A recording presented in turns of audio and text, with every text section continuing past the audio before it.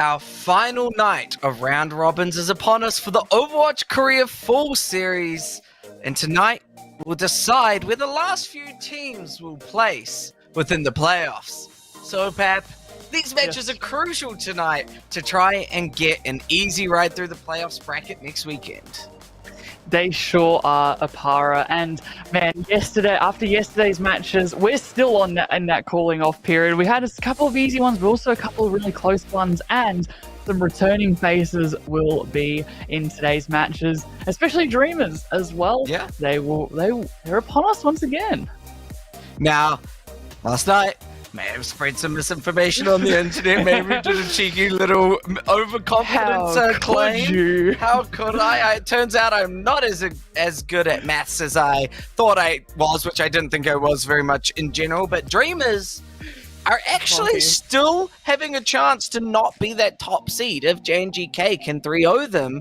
Meanwhile, there's something crazy that could happen over on Group A, Pap, if you want to cover what could behold us if Revival 3-0 Panthera. So, if Revival 3-0's Panthera, we have a three-way tiebreaker, and that will have to be determined in an offline. We think. Let's not here's some more misinformation for chat. Just Pap and I throwing things. Pap and I, sure. Me, myself, and I'll take the blame. How's that done? Spreading misinformation. But yeah, a potential three-way tie, and they'll have to go into another couple of matches to see who the victor will be. So yeah, I mean that would be a crazy world we lived in if the bottom three teams ended up in a three-way tie, both winning one match, losing three, and then also all being down 5 maps. That is like the stars aligning, you know. For FM especially, because like FM were completely out, and then all of a sudden, as you said, the stars have aligned. Jupiter's come out of nowhere and done FM a solid, and we could potentially see Panthera, FM, and Revival go head-to-head again. Man, what a fun match that would be, whether we get to see it live or not. Either way, that would be an intense matchup. Three teams, one match, going at it. That's how it's going to work. Yeah. And there is, of course, one other match that we can talk about very shortly, because we're going to jump in and look at that overview. Of course, as I said, today is our last day of that round robin, and then the top 3 seeded teams will go into playoffs to try and win this full series of Contenders Korea. And then whoever is in the top 3 will of course go into playoffs, which we will be seeing, I think, not quite next week, but a week after. I think they have a little bit of a break in between to have a little bit of a respite. We've been playing a lot of games against each other, and also be able to watch the APAC finals as well that will be on, see what they cook up. And it'll be really interesting. These are the best of the best after 2 weeks of back and forth in this round robin. Yeah, it's going to be very, very fun. Those playoffs, I think, are going to be quite intense. I mean, with the current teams that are sitting in the contention for playoffs, especially Group B, 3 very strong-looking teams. If Panthera confirm their spot in the playoffs as well, Panthera can finally enter into some kind of redemption arc from having quite a struggle of that first week. We could see them come through playoffs and come out on top, like we were sort of hoping and expecting from Panthera. You know, we have high standards for Panthera because they're meant to be one of those sort of top elite teams. Panthera, the past couple of Korean contenders that you and I have covered have done so well, but to see the middle of the pack, and with the chance of having to again go into some more matches, however, that would require some very specific obstacles to be passed. But as we can see, Pokerface at the top, and if Pokerface 3-0 their opponent's rival, that will make them the only people to completely sweep through, except for O2 Blast. They got 3-1 at one point, so this will be the first one this year. Is that correct? Yeah, this year, but if Pokerface 3-0-0, they Zero. will be... Wrong one. Yeah, I was looking at the wrong notes. You're right. There it is right there. They do 0. But 0, that is going to be a really, really tough opponent to get over, of course. They've been playing so well. Oh, yeah. I mean, Pokerface are looking good to be able to be that team this year to perfect a season. And how exciting would that be, being able to go through a full season of Contenders without without losing a map series? That would be crazy. Yeah, whoopsie, just misplaced a map series. But no, Pokerface have looked so strong with whoever they've been against, whether it was Panthera in week 1, which they completely 3-0'd, but that was before, as Paulsable was saying, they read the patch notes, and Panthera so far have been doing really well, but that will come later. It is 0 versus Pokerface to start us off, and as we see a lovely match preview, Invincibles, 0 is the only team that stands between Pokerface and a perfect group stage. Man, that would be such a way to end out 2024 Contenders, in a sense, having a team perfect their round robins. Obviously, technically, playoffs could break apart Pokerface's 3-0 run, but yeah, for round robins being 3-0, that would be incredible for Pokerface to manage to get through all of that.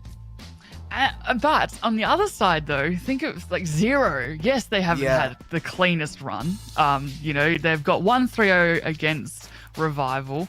But other than that, it has been your 3-1s. And then FM nearly came back for that 3-2. So close. But now 0 are up their toughest opponents yet.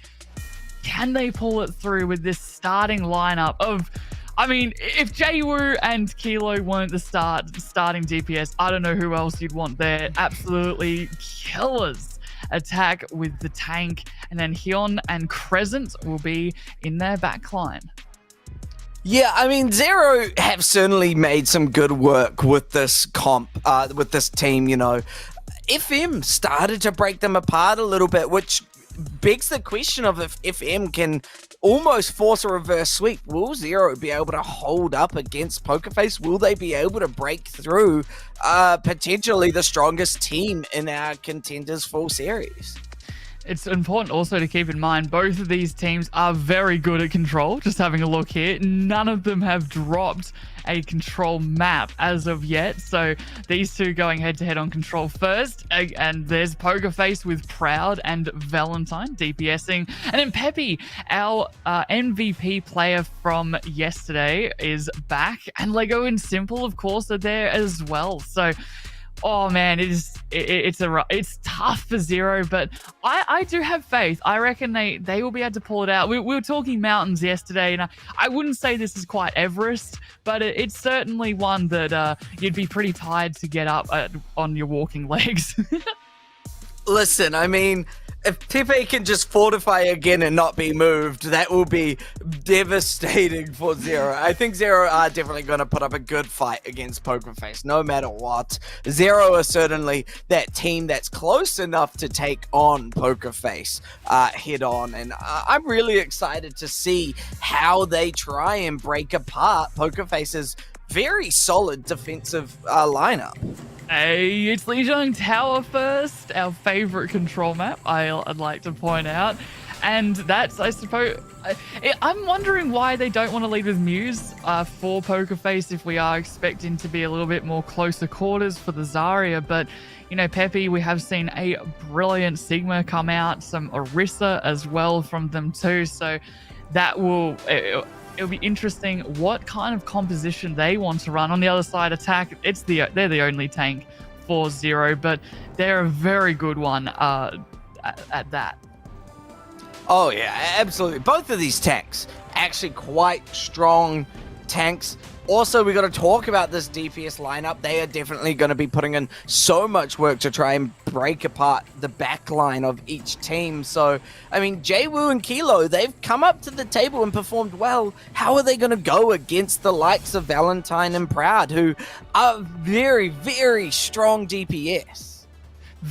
Yeah, I mean, Jwoo on the pharmacy, perhaps. Haven't seen much pharmacy this time around.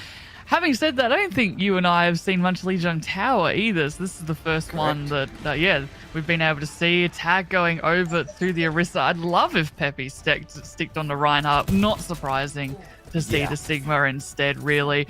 I suppose the real difference will be, will these Sims stay or will they switch over to Tracer or over to Genji? It seems that Jwoo will go over the Tracer, but however, Valentine looking to build that beam up, and so they should against Attack, who cannot at all block the Sim. Yeah, I mean, this is kind of one of those strategies you run Poker Face right now. The Bastion Sim kind of teleporting around, getting all of Poker Face moving in unison is a really strong sort of defensive attack system. It's kind of weird to say defense and attack at the same time, but it is. They defend by attacking, and currently, point goes early to Poker Face. Kilo trying to break in, but moment it's just a slow focus. Hyung actually taking down Valentine early. A huge opening pick with Attack going down. It's going to be so much harder for Zero to start entering in. Kilo taking out Simple. Does not care if they're missing a tank. They're still going to take names. And now Poker Face, they have to respect it a little bit. You know, you don't have Simple for heals, so you got to play it a little bit slower. Proud burning through Kilo. That should be enough for Poker Face to stabilize. Oh man, Poker Face taking that very early and quick defensive position onto the objective was really hard for Zero to break through. I mean, Attack on the Orisa, it's hard against that Sim, like I was saying, and Kilo falling to some beautiful right clicks from Valentine. You do not want that, as already 50% nearly for Poker Face, and here comes the Pulse Bomb. Doesn't get anything though. Mortality managed to stay Proud, but hey, it forced Poker Face back to point, so Zero could consider that a win. Yeah, now they're coming back Zero as well with a couple of ultimates nearly with the Captive Sun, but the big one will be that Amp Matrix from Hyun. Other than that, Attack nearly there, but there's the Amp Matrix from Poker Face.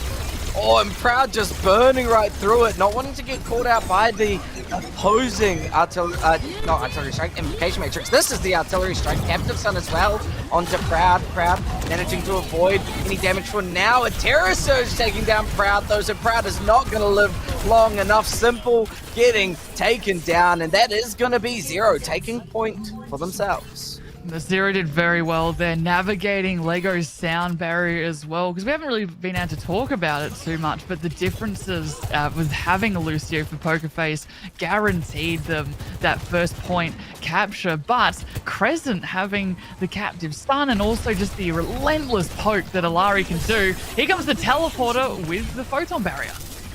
Wow, right onto point as well, giving them clear room to just jump on it, burn damage through, because you can't shoot through that photon barrier. Cap going right back to Poker Face, and actually 2 picks as well. Attack trying to take this Bastion off the map, and it's just not going to lead to much, and Kilo's overclock taking down Proud, but that's about it. Pepe just got a flux to finish off that fight, as I don't think anyone's going to touch at this point.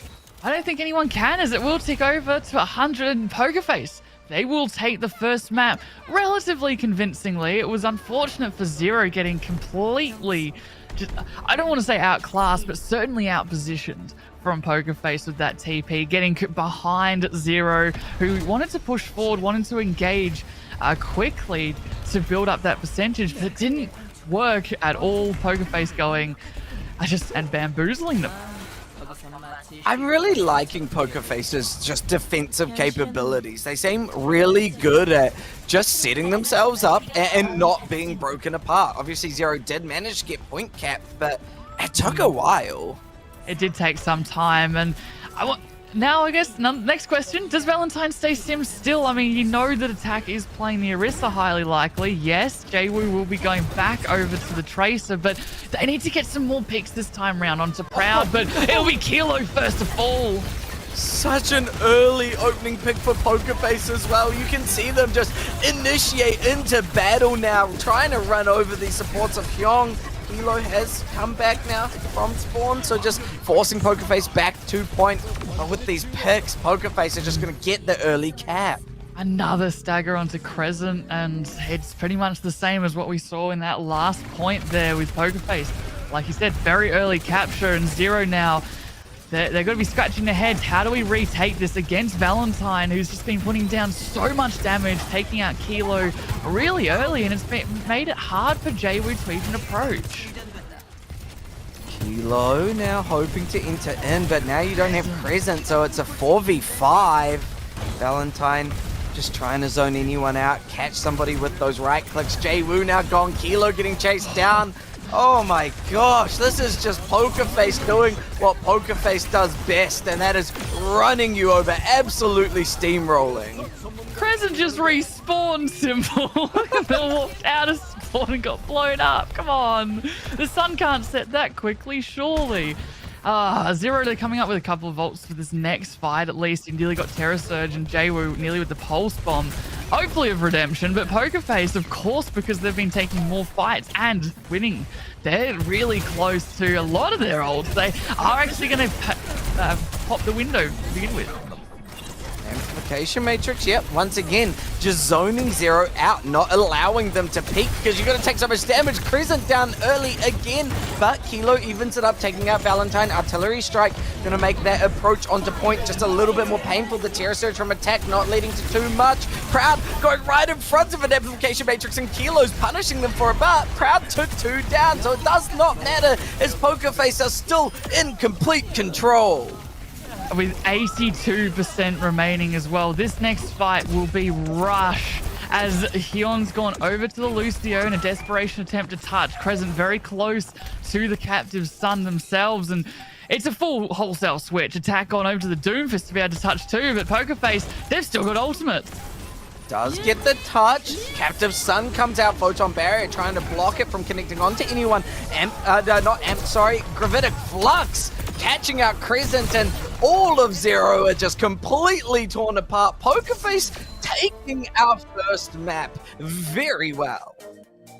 Man, even the supports of Pokerface, just they came up on the board so often. And I think a big one, especially in that second map, was just the amount of staggers that again and again from Zero. They could not get the full 5-man. They came in, I swear, Kilo got taken out 3 times in that second map alone first. And you know, you can't push in. Also, Crescent as well fell too. So it's so hard for that 4v5, and that means it's also a slow build up of ultimates, and that means your ult economy is down the drain entirely. So it's that whole time Zero was fighting and clawing their way up, but Pokerface, they're not just good at winning, but they're also good at using their ult sparingly enough so that even when they did come back with that rush, you still had the Doomfist that was only 10% because of the switch, and that made Pepe's Flux easy as anything to shut down the Kiri in the backline, and it was brutal there. But it is Zero's next map pick, of course, for the next one, so it's all up to them, as we will take a break and see what they can do about it.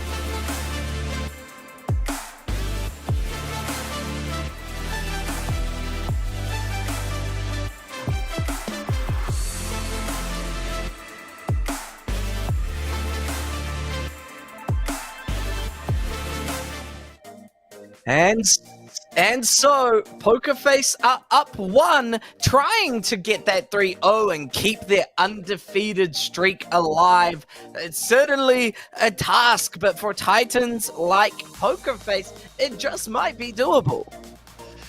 Yes, I mean, Pokerface, they're looking so strong after that.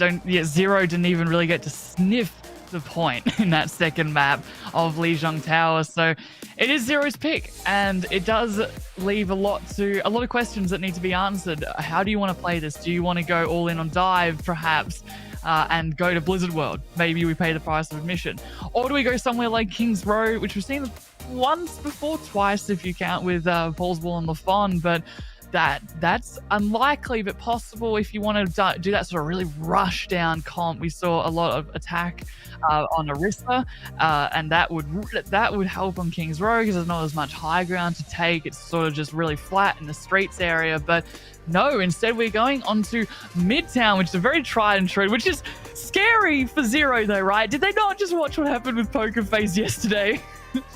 I mean, Pepe is so good on Sigma and Orisa that it is just one of those things that ultimately, no matter where we go, I feel like Pokerface are gonna feel confident. They are very confident, Pokerface. I mean, when you go a 3-0 after yesterday, spirits will be high, mental will also be just as high too, but Zero, though, they've got, surely they have some sort of a plan. We've seen a lot of the sim being picked time and time again on attack so that you can go into the room on the left, or you can sort of mitigate a lot of those choke points that you get shot at. You have to leave a lot of the time wasted for cooldown management, or do we see a bit more Zarya with the Genji? I doubt it. We haven't seen much Zarya on Midtown, and Pokerface will be the first to defend as Pepe, what a shock, will be going over to the Sigma to start off with. But Valentine on the Echo, see a little bit of Echo on the defense nowadays with Simple, especially on the Alari, which will be quite exciting. But Zero doing a lot more of the speed, a lot more rush if Hyun stays on this Lucio. Listen, Pepe is the Sigma star here and is going to be putting in a lot of work. Jay-Woo also has quite a job on their shoulder though. Jay-Woo has to be that sort of go in, take out these supports. Jay-Woo is going to be critical for Zero at this point, and they don't have the bubble from the Zarya to help them initiate. Yeah, so that's going to make it really hard. They've got to rely a lot on Kilo to get a lot of poke in before they engage. Otherwise, they will just get accretioned and shut down in about 1 second. As Zero, they're going to go very, very hard to the right here into that hallway, just waiting for those cooldowns to initiate. But in the meantime, Pokerface, they're very happy just staying where they are on that high ground. Attack trying to throw some damage out from the other side, and actually Crescent taking down Valentine out of the sky. Great way to open up the fight, taking out Simple as well. Zero very happy with those first couple of picks, forcing Pokerface back and giving them at least a tick. It'll depend on how quickly Pokerface want to try get back into this fight. They know they have to be careful though, because with Zero, this is where your defensive Orisa will come in handy. Crescent getting chased down. Valentine's back, focusing Beam, not quite able to connect onto Crescent now, and with Proud taken out, it's going to become way harder. Hyung in such a prime position to be able to fight and heal, and it works beautifully for Zero. The dodges from Hyun not dying there was spectacular. Simple was very, very close, but Zero taking that point A very quickly, Apara, I gotta say. Yeah, this is definitely not the Pokerface we saw last night in the sense of just an unmovable mountain on defense. They certainly are being pushed back. Well, we're actually seeing point B. Yeah. Hi, point B. How are you doing? As Zero wanting to take the high ground, but Pokerface, because they died as a group, they'll be able to take it pretty fast, especially with this Matrix.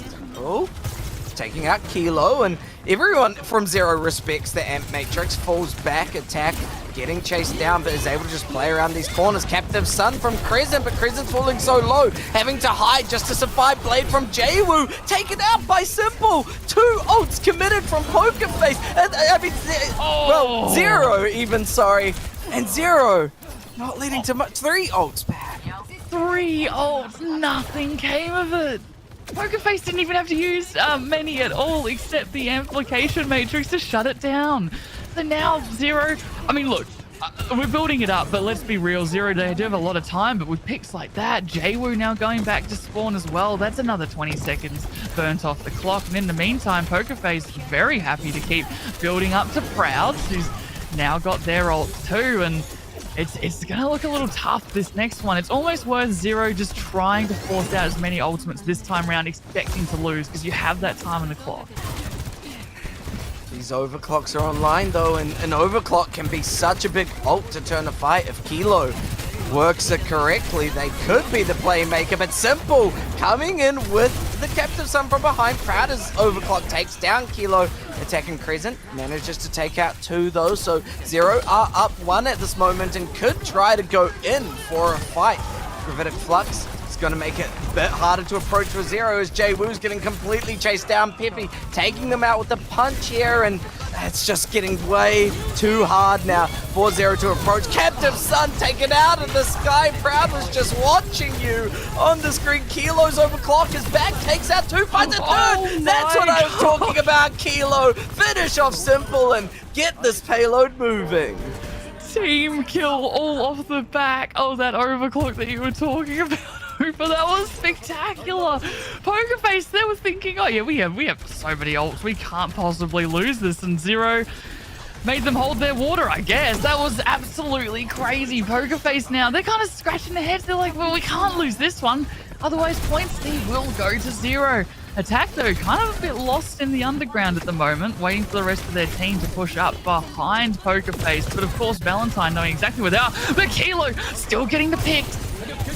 Kilo just on an absolute roll. Pokerface though, trying to get this fight back in control. Valentine's duplicate taking out Crescent, now gonna try chase down Kilo here, and they're forcing Zero all the way back. An overclock, of course, you gotta use it. You're duplicating, you find 2. Oh, 1. That's enough, Valentine. That's good, Valentine. Oh my gosh, we've been seeing so many amazing plays from the Sojins today, even a duplicated one at that. Pokerface now don't have too much on the defense. So yeah, defense Zero though. They're coming up to JWoo's Blade. Now JWoo's Blade was shut down last time very quickly, but nothing major except an accretion, of course. So if used correctly with the rest of the team, but as you said, without the bubble, that is why it is hard for JWoo to get in. So with Pokerface in this high ground, a bit tricky. Zero trying to find a way to get up there as well, but Attack just taking so much damage. Isn't able to take the attack on high ground, forced to go under the bridge just to get onto payload. Attack is all alone and really struggling right now, Pap. You could say, yeah, look, Zero, 1 minute remaining, but have a look at all their ultimates. Oh, yep, that's right. All of them are online for this final attack. The only thing Pokerface has to really shut it down is, I guess, Captive Sun, but will have to be the Flux, surely. Crescent and Simple both using their Captive Suns. Will either of them be bigger than the other? JWoo able to take out Valentine during that Captive Sun, and now Kilo taking out Peppy. That should be enough to allow Zero to just get this payload right on through point B. I don't think that Pokerface should even touch this one. Yep, no, they will not, as it will slide in pretty easily as Kilo goes forward even more. Does get taken out by Proud, but damage is already done as Lego has fallen. Hang on a second, Proud gone now too. Zero, they can keep pushing up. These picks are crucial as well because it gives them so much space to allow this payload to keep moving and force Pokerface to play on this back behind defense. They do not want to give this much space to the cart, but they're almost forced to, right? As the fire engine already halfway through, about to round that second corner. JWoo still holding onto that blade and attack with the Terror Surge. So Zero didn't even have to use all their ultimates to take it. Pokerface, however, they've just popped Amplification Matrix. Proud trying to take Crescent out from that high ground. Crescent in behind you is kind of cheeky there. Ultimately, gonna have to fall back to the rest of the team, and it is just one of those slow fights. Who's gonna find that first pit? Is it Kilo? Is it Proud? No, it's Simple onto JWoo. And now Proud popping the overclock, taking out 2. Gotta try chase down Hyuga as well, finds them. Proud Just so good. Not to be outdone by Kilo's 4K. Proud just gets one of their own. Oh man, that's another overclock to win them the fight. And now you're at 30 seconds remaining. One more fight for Zero to get it all the way through. And Jwoo still has not popped this blade after a good 3 minutes here. So really, if you are Zero, you're wanting Jwoo to pop, as it seems like a Valentine over onto the Alari, but instantly blown up. Yeah, that really did not exist for very long, and now Jwoo's blade also struggling to exist. Flux coming out from Pepe, hoping to make it a big one.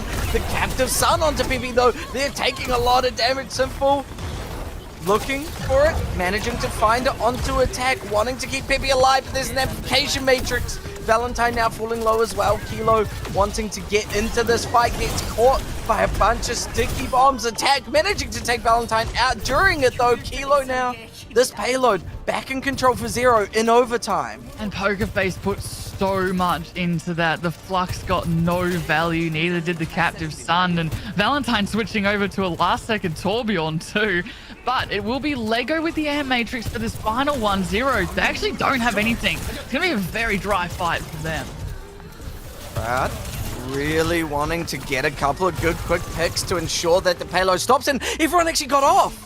Jwoo was trying to get aggressive, and Kilo slid away because they were taking too much damage.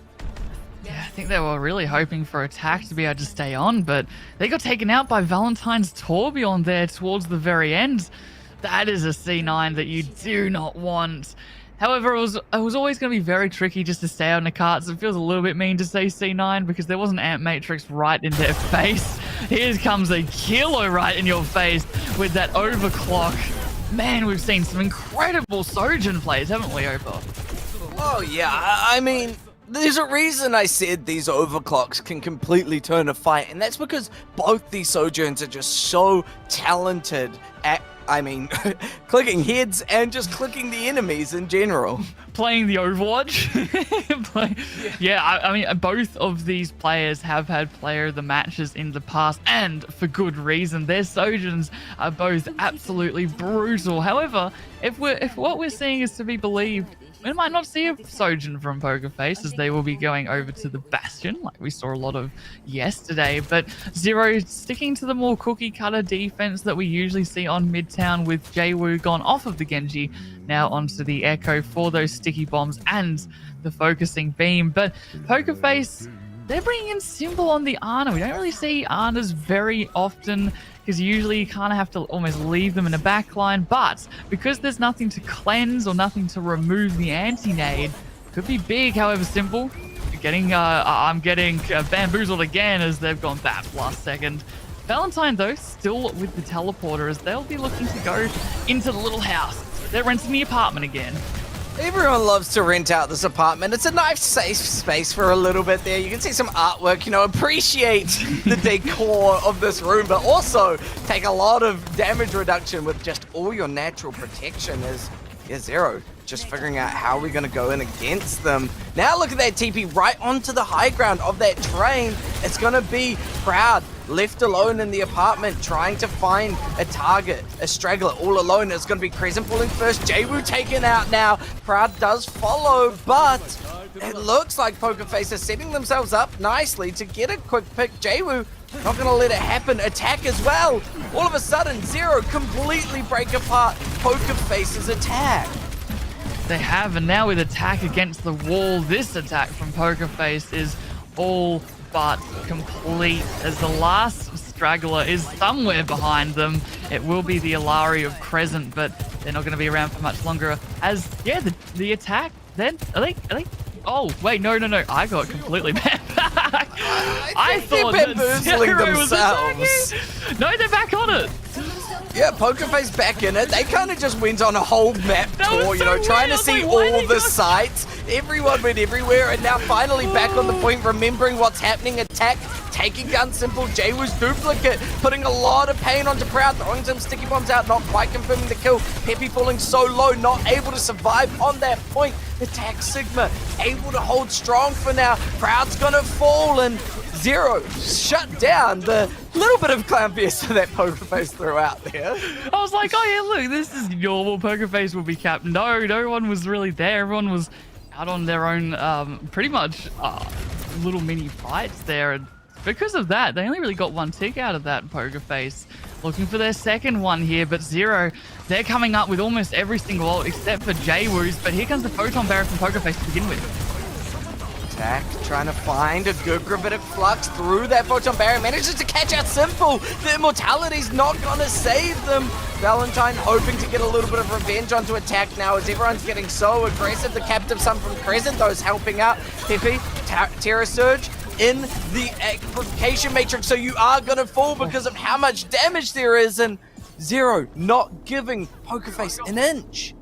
Yeah, Poker Face are struggling right now. You've got 1 minute and 5 seconds remaining on the clock for you, and because Poker Face's comp is, yes, you got the teleporter, but it's still a little bit slow if you want to go through the apartment or through the train. So really, this is the last and final fight, as they will be TPing over to the hallway, leaving Pepe in the middle just to soak up a little bit of damage and build up Simple's amp matrix. But Kilos still has that overclock, and the overclocks have been enormous thus far, as Poker Face forced to wait.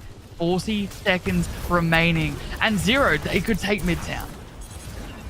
Poker Face really hoping this fight goes their way, but Kilo's overclock is online. That's a little bit scary. Hoping to dodge these artillery strikes, though, from Proud. Manages to survive, and that overclock doesn't lead to too much thanks to just that natural cover being inside the lower house here.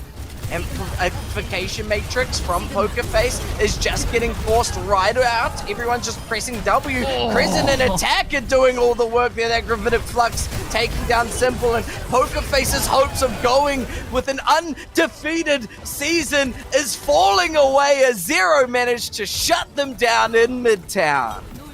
It's over for Poker Face's perfect sweep of this series and this year. Possibly for the first time, but no.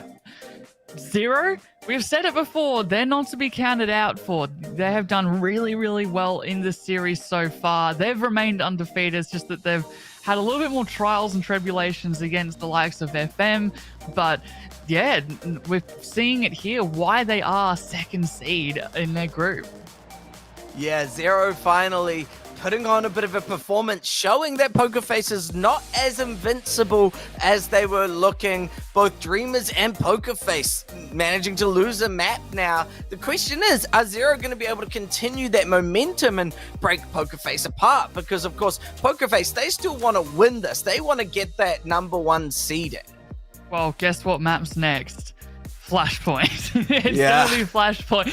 And it is Poker Face's choice as well. So that's going to be hard for Zero. Zero don't have a great track record on Flashpoint. That's how FM started their turnaround. That's how a lot of people started to turn themselves around, and near a reverse sweep just wasn't to be most of the time. But I don't know. It remains to be seen. How will Zero go against Poker Face's pick of a Flashpoint? We'll be right back.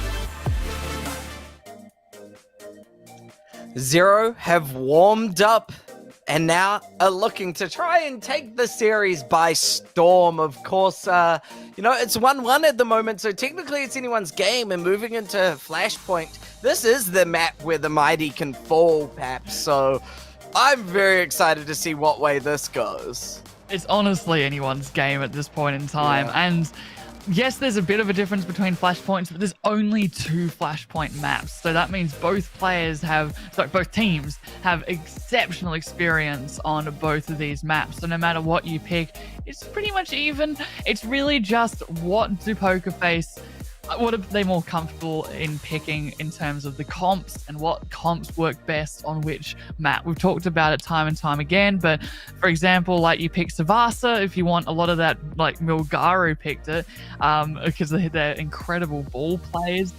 Otherwise, you pick New Junk City if you want that more brawly, the more Zarya comp, and it will be New Junk City to start us off with. And I don't know, I haven't actually looked at any subs at the moment, Opa, but it would not surprise me if Muse comes in right now. Muse is an incredible Zarya player. We see them a lot on these kind of maps, and man, can they just pick it up wherever Pokerface has left off and sweep through, especially with the help of the Genji. Muse is in, so Muse is going to come in, and also Finale. So 2 subs for Pokerface. Proud is out, Pepe is out. And I think that makes sense. New Junk City is a little bit more brawly. Muse is known to run a few more of those brawl type heroes, especially the Junker Queen. We've seen Muse on Junker Queen a fair bit here. So certainly makes sense having those subs.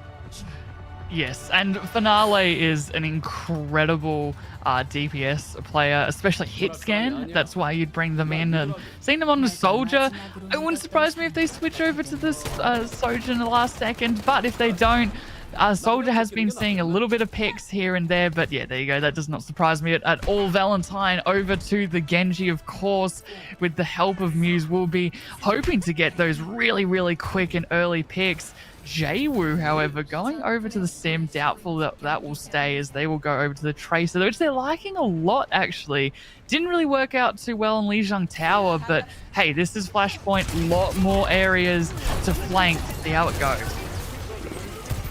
Valentine just looking for a way to approach at the moment. This time has the bubbles available, so can play a little bit more of an aggressive play style. Finale getting Crescent getting chased down by Finale. Jwoo, though, does even it up, taking out Lego. Kilos disruptor shot finding too. Zero in control now. Will get Arena early. Man, that was so much healing that Hyun had to do an attack to keep them alive through all that damage, and it worked out. Kilo is playing a brutal Sojin at the moment, as Pokerface sent packing for the first one. Zero now up to that 20% nearly, and counting, as they're looking to re-engage here, Pokerface, but how they do so is up to Valentine, really. Who do they want to go in on? It seems like Kilo, but they can just sort of go away very quickly. Yeah, Kilo has this thing called sliding that just gets you out of the fight. Just like that. There we go, Valentine. No chasing right now. And Finale's actually taken down. No Sojin to match Kilo at this moment. Muse trying to chase somebody down. Valentine's fallen so low, though, so this attack from Pokerface is just falling apart. Lego just fell to bits there against Jwoo. They went forward without Muse and without Valentine, and now Zero, I dare say it, I think they're going to get the first cap. I don't think Pokerface should really take this, to be honest, because it's going to be really rushed. You've got the Amp Matrix as well to focus on. There's no way. Pokerface, you got to go to the next one. Yeah, absolutely. You got to hope the spawns just work out in your favor for whatever map comes next, as it looks like Pokerface do have that closer cap at the moment as we're heading towards Refinery, but actually Zero are right there too. Never mind, it looked like it was going to be the Ducks, but actually going to Refinery. You still have the speed boost from Pokerface though. Lego will get their team about the same time. However, stopping and shooting like this, it's good for the pressure, but Zero should at least be able to take the high ground quickly, especially attack with that Terror Surge, but Pokerface actually will be the first one to touch. Terra Surge coming out onto Muse. It's going to take out Finale as well. 2 for attack right there. Blade from Valentine hoping to turn the tables back into Pokerface's favor. They want the winning deck of cards. Oh, they want the whole deck at this point. They want to get it, and they do manage to get Refinery. I think that's cheating, apart. I don't think that's allowed in poker. That's why I don't get let into poker games anymore. Aparo, down. Put the deck down now.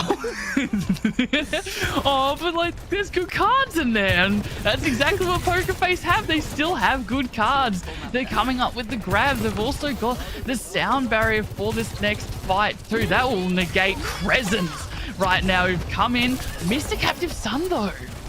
Yeah, bit of a devastating start for Zero. Sound barrier now going to let Pokerface start pushing in, breaking apart this attack from Zero, but nobody is falling. Kilo with the overclock, trying to get in from behind, but Finale's overclock just a little bit bigger there. Finale and Valentine doing the work to ensure that Refinery is going their way. Yeah, okay. Pokerface have Refinery. Zero, they just have to do what happened to Pokerface last. Let this one go, see where, and just hope that the spawns are better for Zero. But Pokerface with that Lucio, you can see that even if it's not quite there, they can still speed, and oh, that's brutal for Zero.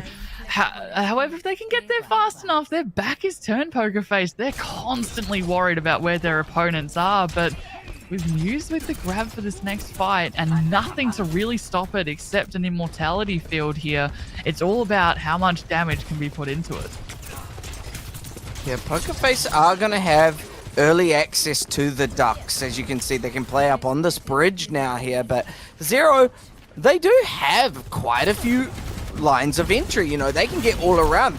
Valentine, though, not going to let Kilo try go on that cheeky flank. Actually going to try chase them down with the help of Lego. Take out that immortality, but Valentine took a bit of damage. Amplification Matrix even thrown out there, so Kilo is going to take down Valentine. Simple Force as well to Jwoo. Finale falling so low, manages to jump away. Jwoo not going to chase them down because Crescent can do all the work, and then all of a sudden, Zero is starting to move it back into their favor here. Jwoo has to recall to survive. Muse falling low. Lego, the only hope to keep them alive as Muse is on 1 HP in a dream right now. They managed to take out Kilo, but Jwoo was still there, and Zero win our first fight for the Ducks. And they survived that grab as well that we were talking about before. This is where it puts Zero in a really crucial and good spot.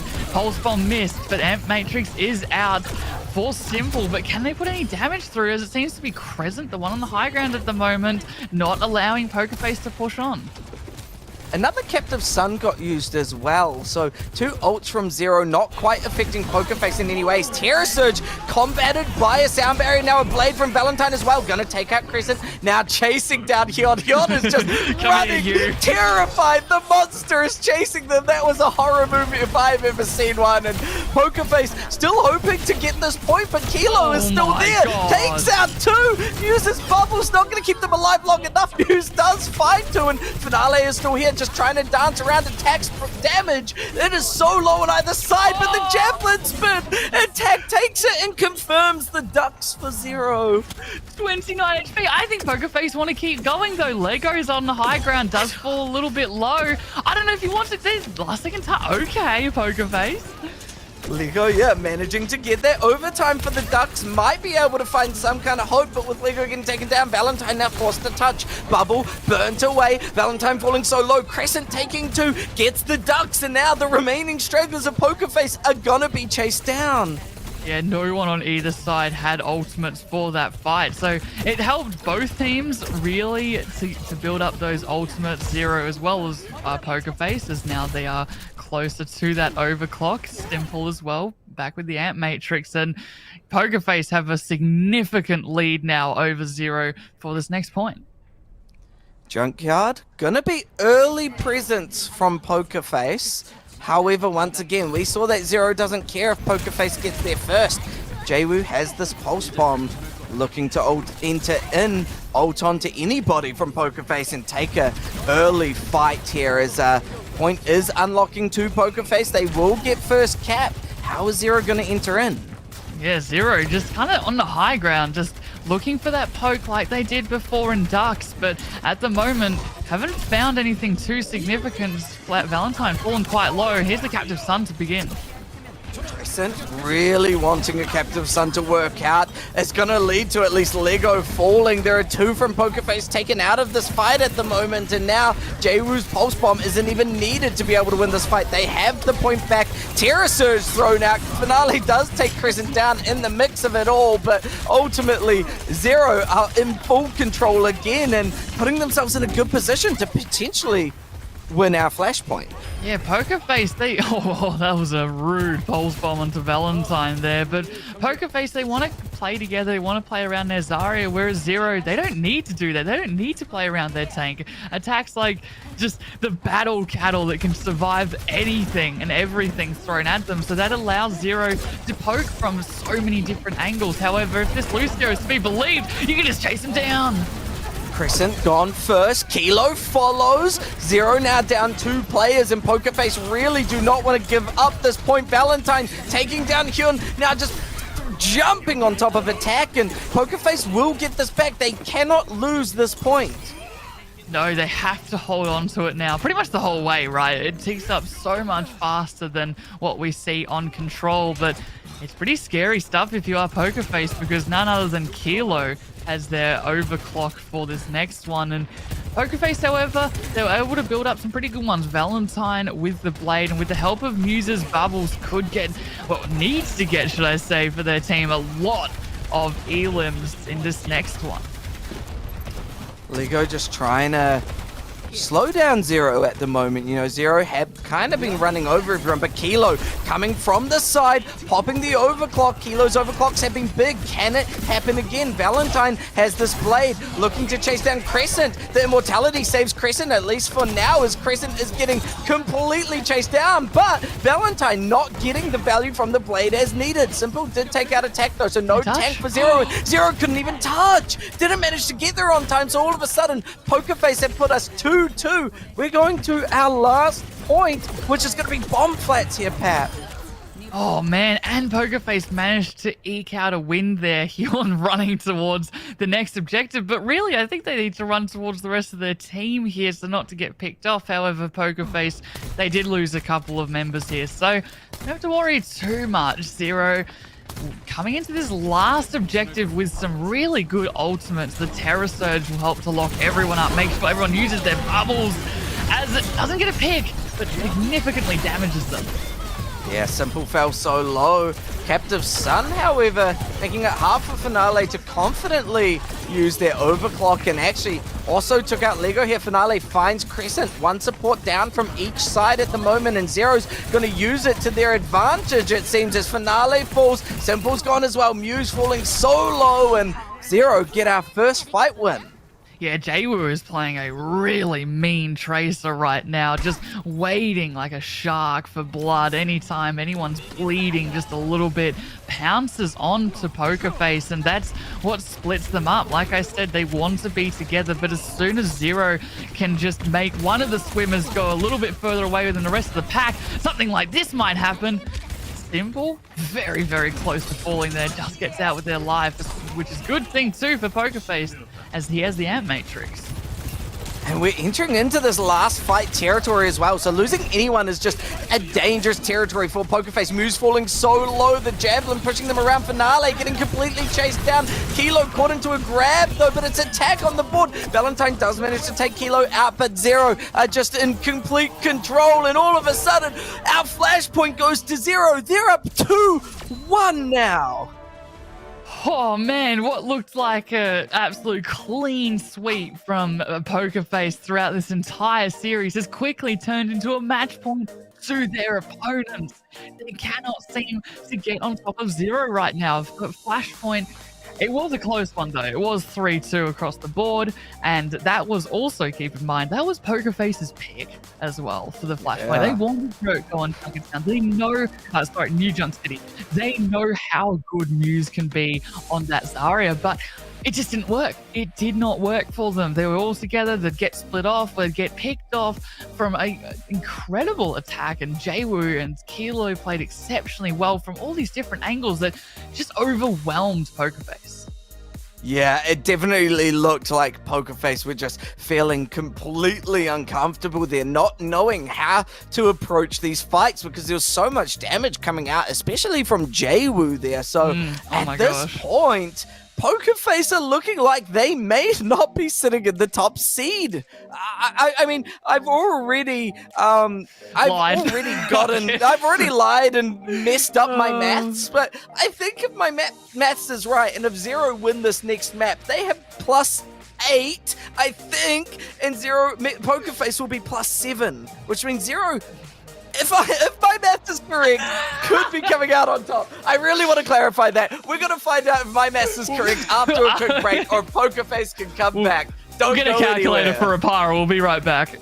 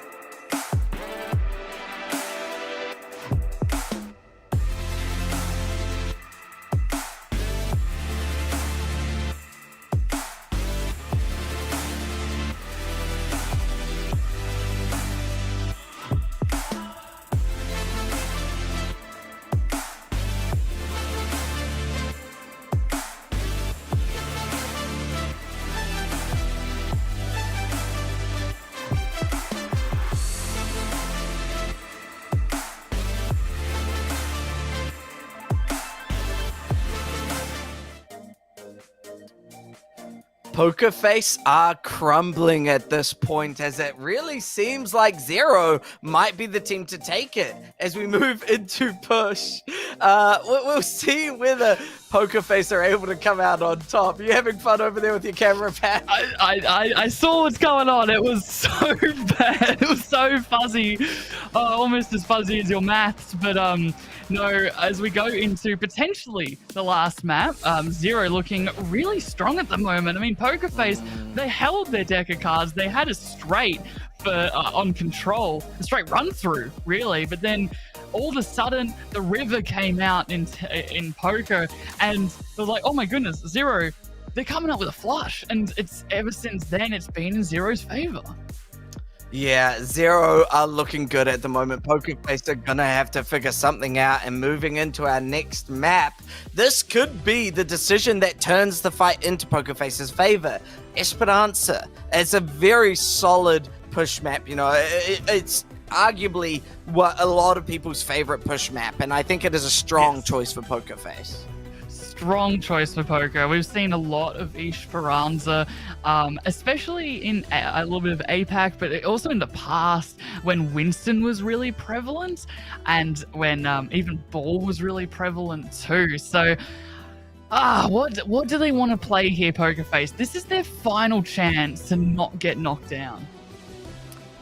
Yeah, I mean, this is hitting dire straits at this point. Pokerface really wanting to keep it going, and it sounds like at the moment there are no subs, so Muse is still in at the moment. It sounds like they're not wanting to bring Pepe back. They have confidence in Muse.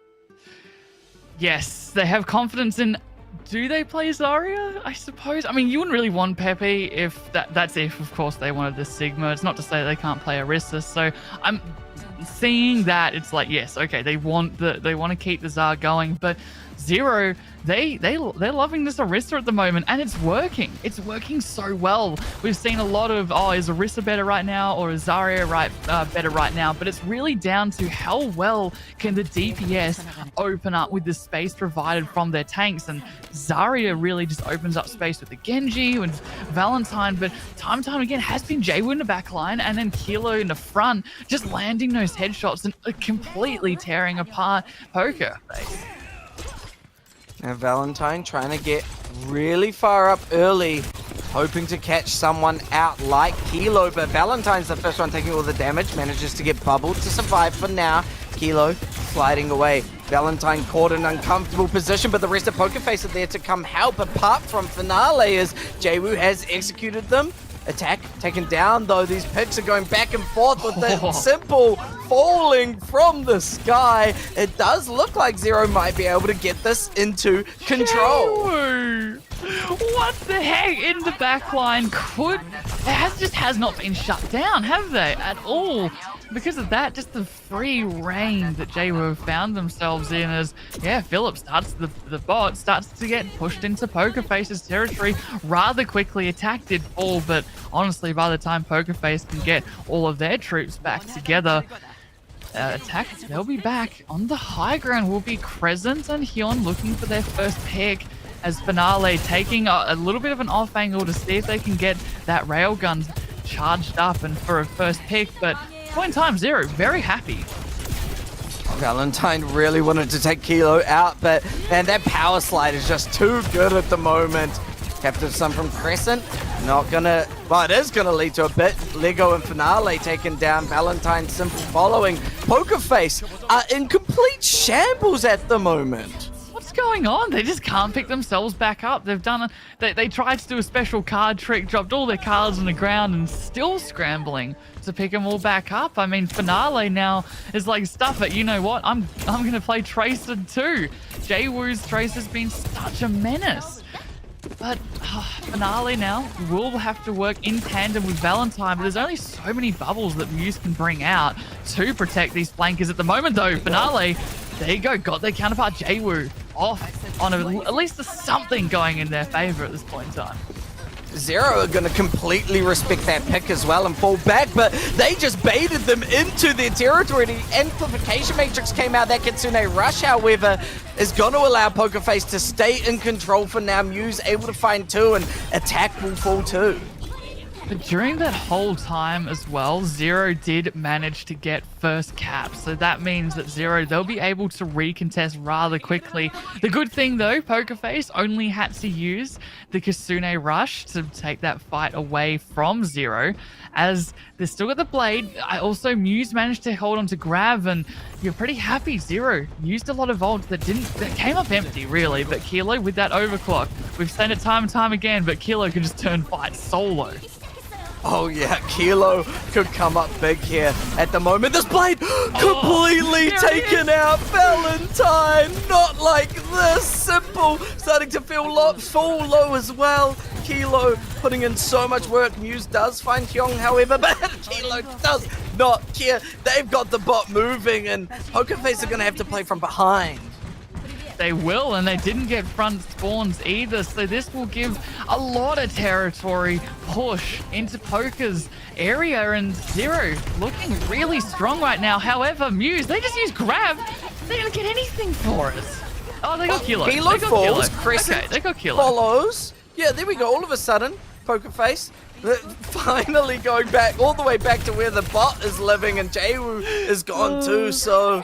I mean, I didn't love it for Pokerface, but it worked out. At least they got Philip back in control, but Zero that whole time managed to push Philip all the way back. So that allows, of course, for that front spawn to be activated. As Pokerface, they're kind of left scratching their heads for this next engagement as they don't have anything. Finale now hoping to just push Zero back a little bit, go onto a flank and find some way to get some space, allow this bot to keep moving. Kilo, though, has control of this high ground, can just freely start to shoot out Jaewoo, looking for the pulse bomb. Valentine falling low. Zero really just holding strong at the moment as the captive sun's going to come out. Lucio gets caught, but Lego has not fallen yet. Finale going to be the first one taken down. Crescent now falling back to the rest of their team, but cannot survive. Muse burns through them. Terror Surge from attack finishes off Valentine, and now Kilo's in control again. Zero's DPS duo are just on fire. They consistently are able to pop off. We were talking about Kilo's overclock. The last fight, what are they on? 80% to their next one. That is how much damage Kilo is putting down. That is how many kills that they've managed to pick up as well. That just means that makes it so easy for Zero to turn these fights. And Pokerface now, at least they're coming up with something for this next one. But I mean, Philip is so much further, and they are respecting it though. They're respecting Muse pushing in, but they're just kind of waiting their chance to attack at the moment.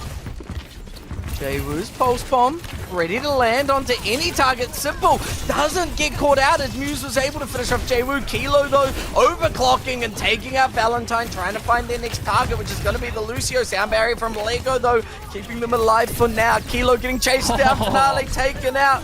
Lego following through. The picks are going back and forth, but Pokerface are ultimately finally coming back.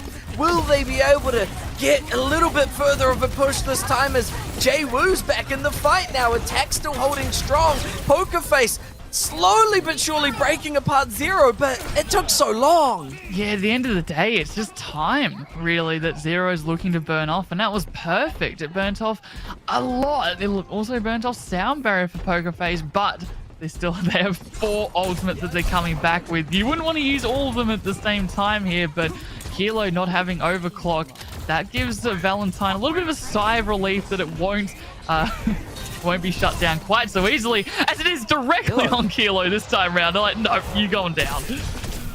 I mean, what a good pick as well. We've seen how good Kilo can be, sure. Jaewoo does take Valentine out here, but it is just going to be a harder fight, especially now that the Kitsune Rush is out to help Muse.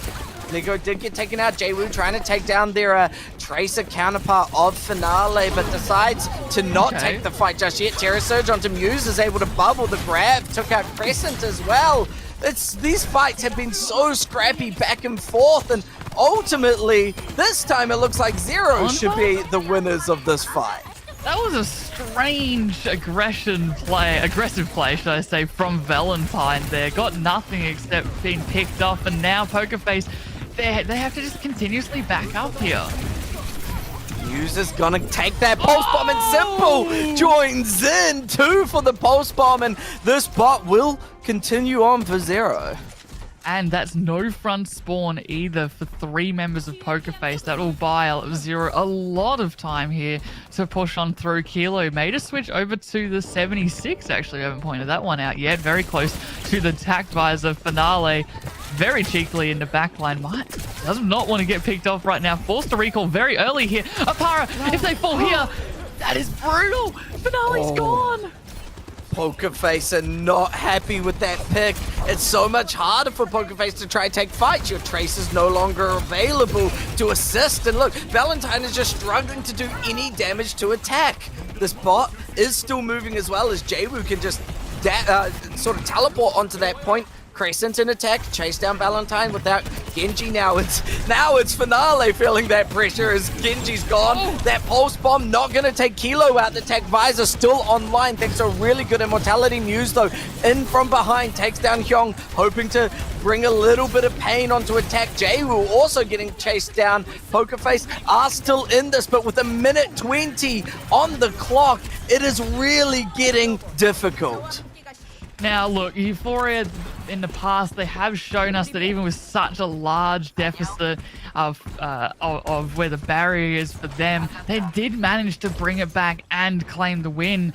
Pokerface, though, they only have a minute to do it, whereas Euphoria had 8. So this is going to be really tough. This is practically final fight, really, for Pokerface, as Philip is forced to get really, really deep. Jaewoo now with another Tracer 1v1. They do disrespect each other, falling right back, but Zero have both their support ults. It's going to be popped very quickly. That's such a big captive sun. Finale falls. There goes Simple. Crescent bringing out the sunshine today. Muse may have shut it down, but that is Zero getting into a very potential series win here now. Is 25 seconds left, Pat. I'm surprised they're bothering to push the bot back, really. Now it's going to be a little bit easier for Pokerface to be able to touch, but that's not to say Zero don't have anything to negate what Pokerface throws at them. You still have the Terra Surge, you have that Pulse Bomb, and Jaewoo's Pulse Bombs have been so much cleaner these last couple of maps than before, but uses the grab, it's the only saving grace to keep Pokerface into the series and keep them from getting knocked down into the second seed. Muse was falling so low. Valentine's Blade fighting 2 though. This could open it up to allow the bot move for Pokerface, and they need to do this push in overtime, Pat. They're probably going to have at least 2 to 3 fights. At least 2. I mean, look, Philip, he's already had a good scratch of his back, so they won't have to deal with that. They don't have to deal with that 8-second deficit of a little bit of a stretch. Muse still able to keep that Graviton Surge for this fight. Finale, though, switched back over to the Sojourn, does not have Overclock. Kilo also back on that Sojourn, neither with the Overclock. But Jaewoo in attack still kept those ultimates we were talking about earlier as Pokerface inching closer and closer. Zero, they're kind of just leaving to this this fight to the last minute as they are taking high ground. A Terra Surge from attack could be huge. Jaewoo hoping to land a big Pulse Bomb. Finale and Similar both taking down. Pulse Bomb now onto Muse. Muse is gone. The bot is in Zero's favor, and so is the series as Zero take down our leaders of Group A. They've won, Pat. They looked so strong, Pokerface, but Zero, they absolutely crushed it in the end. They significantly outplayed them towards the end. It felt like Pokerface were always on the back foot. They never got the read onto Zero. Zero were just able to poke them down, make them very uncomfortable with whatever engagement that Pokerface tried to throw at Zero and never worked. And Zero are your winners and will be at the top of Group A. Man, on paper, we did not see this coming. Obviously, Zero are such talented players and are able to take down these titans of Pokerface when, you know, they, like, to talk about where Zero sat, they nearly got reverse swept by FM. So the fact that they're able to so I want to say easily, it felt quite easy after that first match. You know what, it felt like the mountain just had escalators along the side. You know, like it was a little bit of a hike to begin with. They did drop a map, they maybe tripped over a couple of rocks, and then all of a sudden Kilo popped off, created what felt like just an escalator all the way to the top to victory. Pokerface, they did not have an answer to Zero, but especially to Kilo. Pep, I think the right term is chair lifts or ski lifts there, because they definitely that's slid true, mountains and all of that. I was like, anyway, doesn't matter. Yeah, I was thinking about it, but man, Kilo absolutely just landed every shot. When you ever saw Kilo with an overclock, you knew that they were going to turn the fight around, shutting down ults left, right, and center, getting 4Ks like it was, I don't know, easy as pie. Even though pie's not very easy to cook. Maybe easy as toast. I mean, nothing's easy to cook for me, so I definitely can understand that statement. But yeah, Kilo absolutely deserves our player of the match. I feel like they were a big reason why Zero were able to take down Poker Face, and in what could be argued quite an upset there. Zero definitely was the team to be able to take down Poker Face, if any, there. And now, you know, they've put themselves in some really comfortable positions for the playoffs there. I'm fairly confident my math is correct and Zero is now the #1 seed. But I could get told by the producers I'm wrong. I don't know math, any of that. I couldn't afford a calculator and a break, ladies and gentlemen. Oh, man. But yeah, that really solidified who the best team in Group A is, and it looks like it's Zero at the moment. It did. It's like Zero were able to, I think, I said it before, but I just want to say it again, just make Poker Face uncomfortable in whatever picks they went. And even when Poker Face tried to adapt, we saw some Tracer, from Finale. And okay, it got on top of Jwoo. It made Jwoo's Tracer a little bit harder to enter the backline, but that just left Kilo pretty much for free, taking out picks, whether they were on the 76, whether they were, of course, on the Sojourn that we saw them on a lot. And yeah, attacks Orisa. We were like, Muse is one player of the match. She's a fantastic tank in their own right, but there wasn't anything to be done. And so with that, we're going to take a quick wee break. We'll be back with our next match, JNGK versus Dreamers, so don't go anywhere.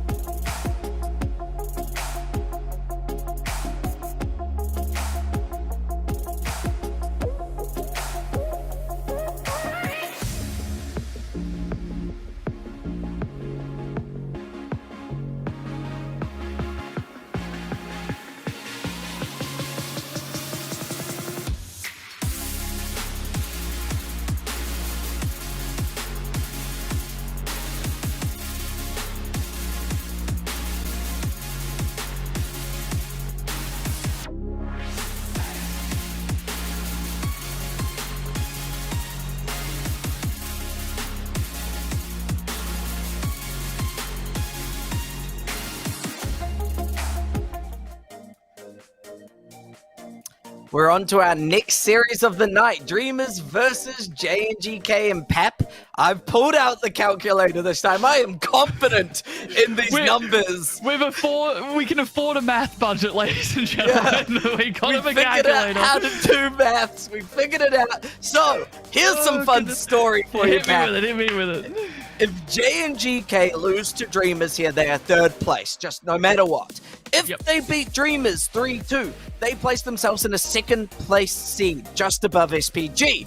If they 3-0 or 3-1 Dreamers, they put themselves in first place in Group B. So the question is... What you're saying is, can they do a 0? Can JNGK, they would have watched Zero's game, Zero's victory over Pokerface. Can they replicate it? Can they be inspired to be Dreamers? But Dreamers, they're not to be messed with. We saw them yesterday, how incredible they are. It's still going to be really, really tough. Oh, yeah. I mean, Dreamers so far have only dropped one map, and that was up against SPG there. So ultimately, when SPG went against JNGK, it was a 3-1 to SPG. So in terms of just looking at history, Dreamers 3-1ing SPG, SPG 3-1ing JNGK, theoretically, Dreamers on paper should come out on top. But, you know, we talked theoretically how Pokerface should come out on top, and it didn't happen, so... No, this is the exciting thing about today, is that one upset can follow on for a second upset. I mean, it'll be two upsets, right? For one, Dreamers might be knocked down from the first seed, and for a second, Apara might cry, because it's, you know, because Dreamers would lose their first one. Don't do that to Opa Dreamers. But no, JNGK, they've looked so strong this season. They've taken out some big names as well already, and looking to take out the biggest in their group seeding.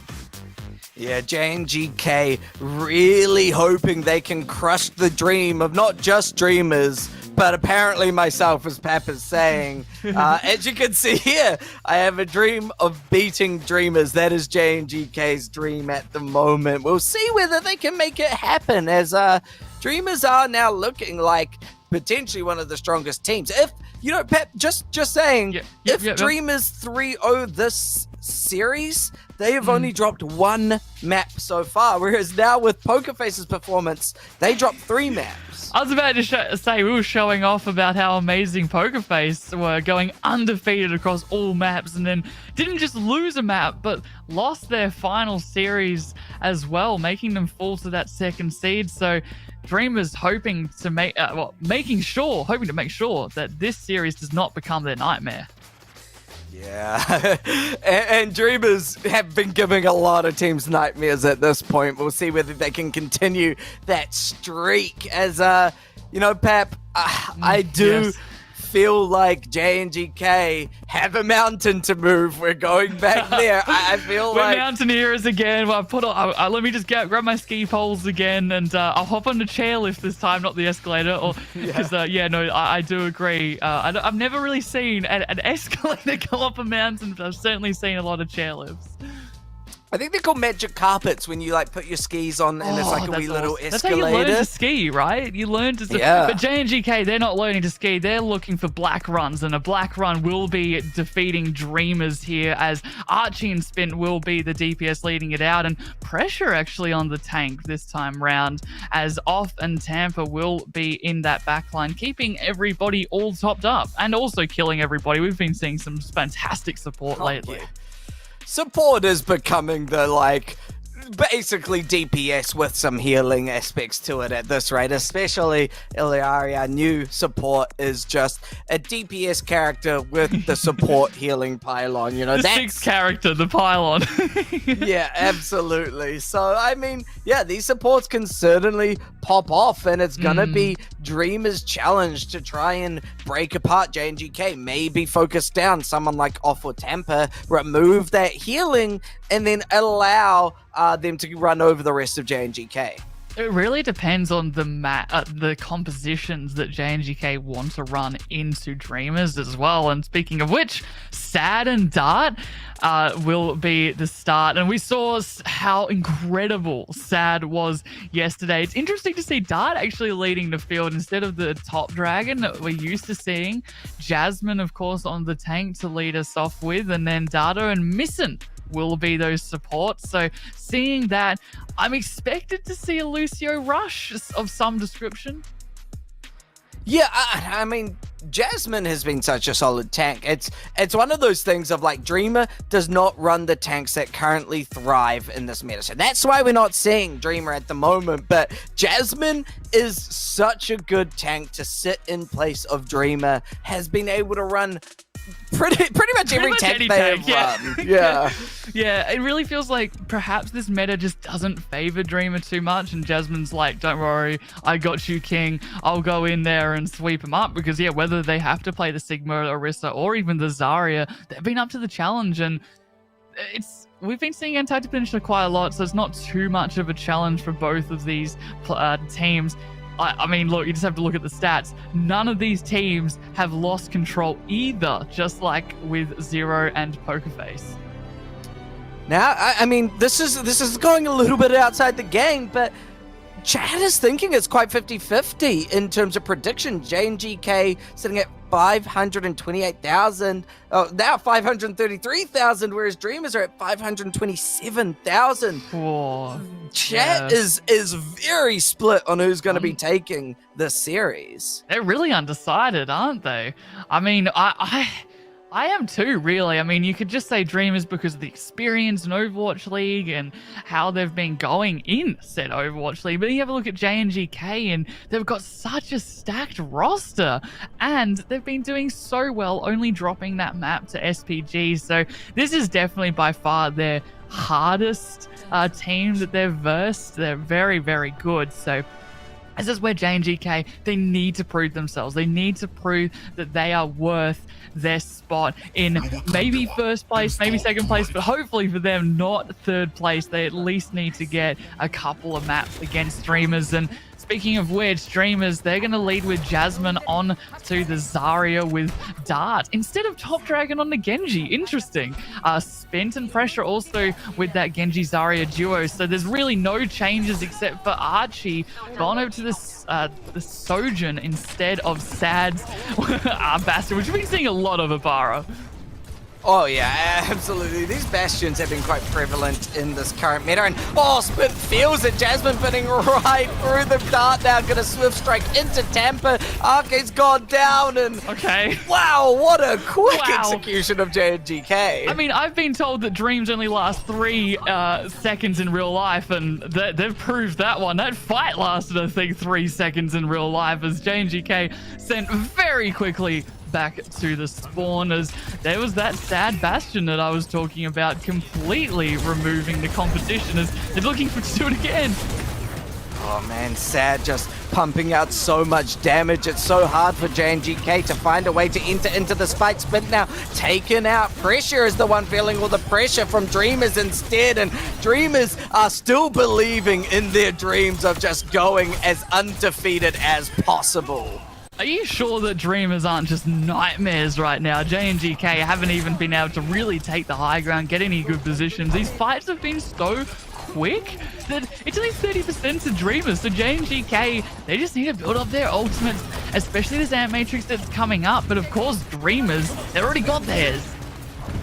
Jasmine trying to chase after JNGK as they've just decided, let's go get point, please. Let's go get point, make Dreamers come to us, and hey, maybe that's the play. It worked.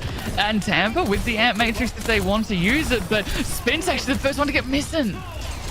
Tampa does get taken down though, no Baptiste on either side. Sad falls too, and actually JNGK very happy with their decision to just give up the fight and take the point, because they then won the fight. No, JNGK played really well there. I didn't expect it to work, I must admit. There was only 3 players, but Spin popped off and now has the blade for this next engagement, but so does Dart. Sad also has artillery strike too, so JNGK, they need to come up with something. It's this amplification matrix to start, and it takes out Data instantly.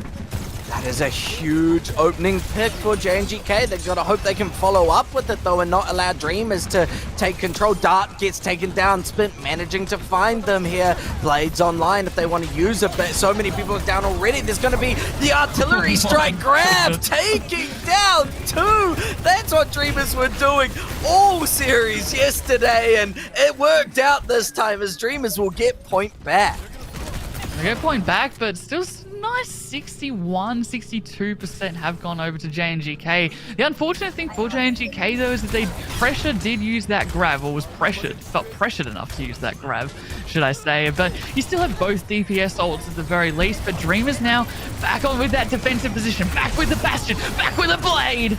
Sound barrier is going to at least slow down the Blade, and Dart actually falls. Arcade now hoping that their overclock finds some victims, but with this amplification matrix, it is Jasmine and Miston on the kill feed here. JNGK did get that back cap again, so they are constantly punishing Dreamers' aggression, and you know what? Every percent counts.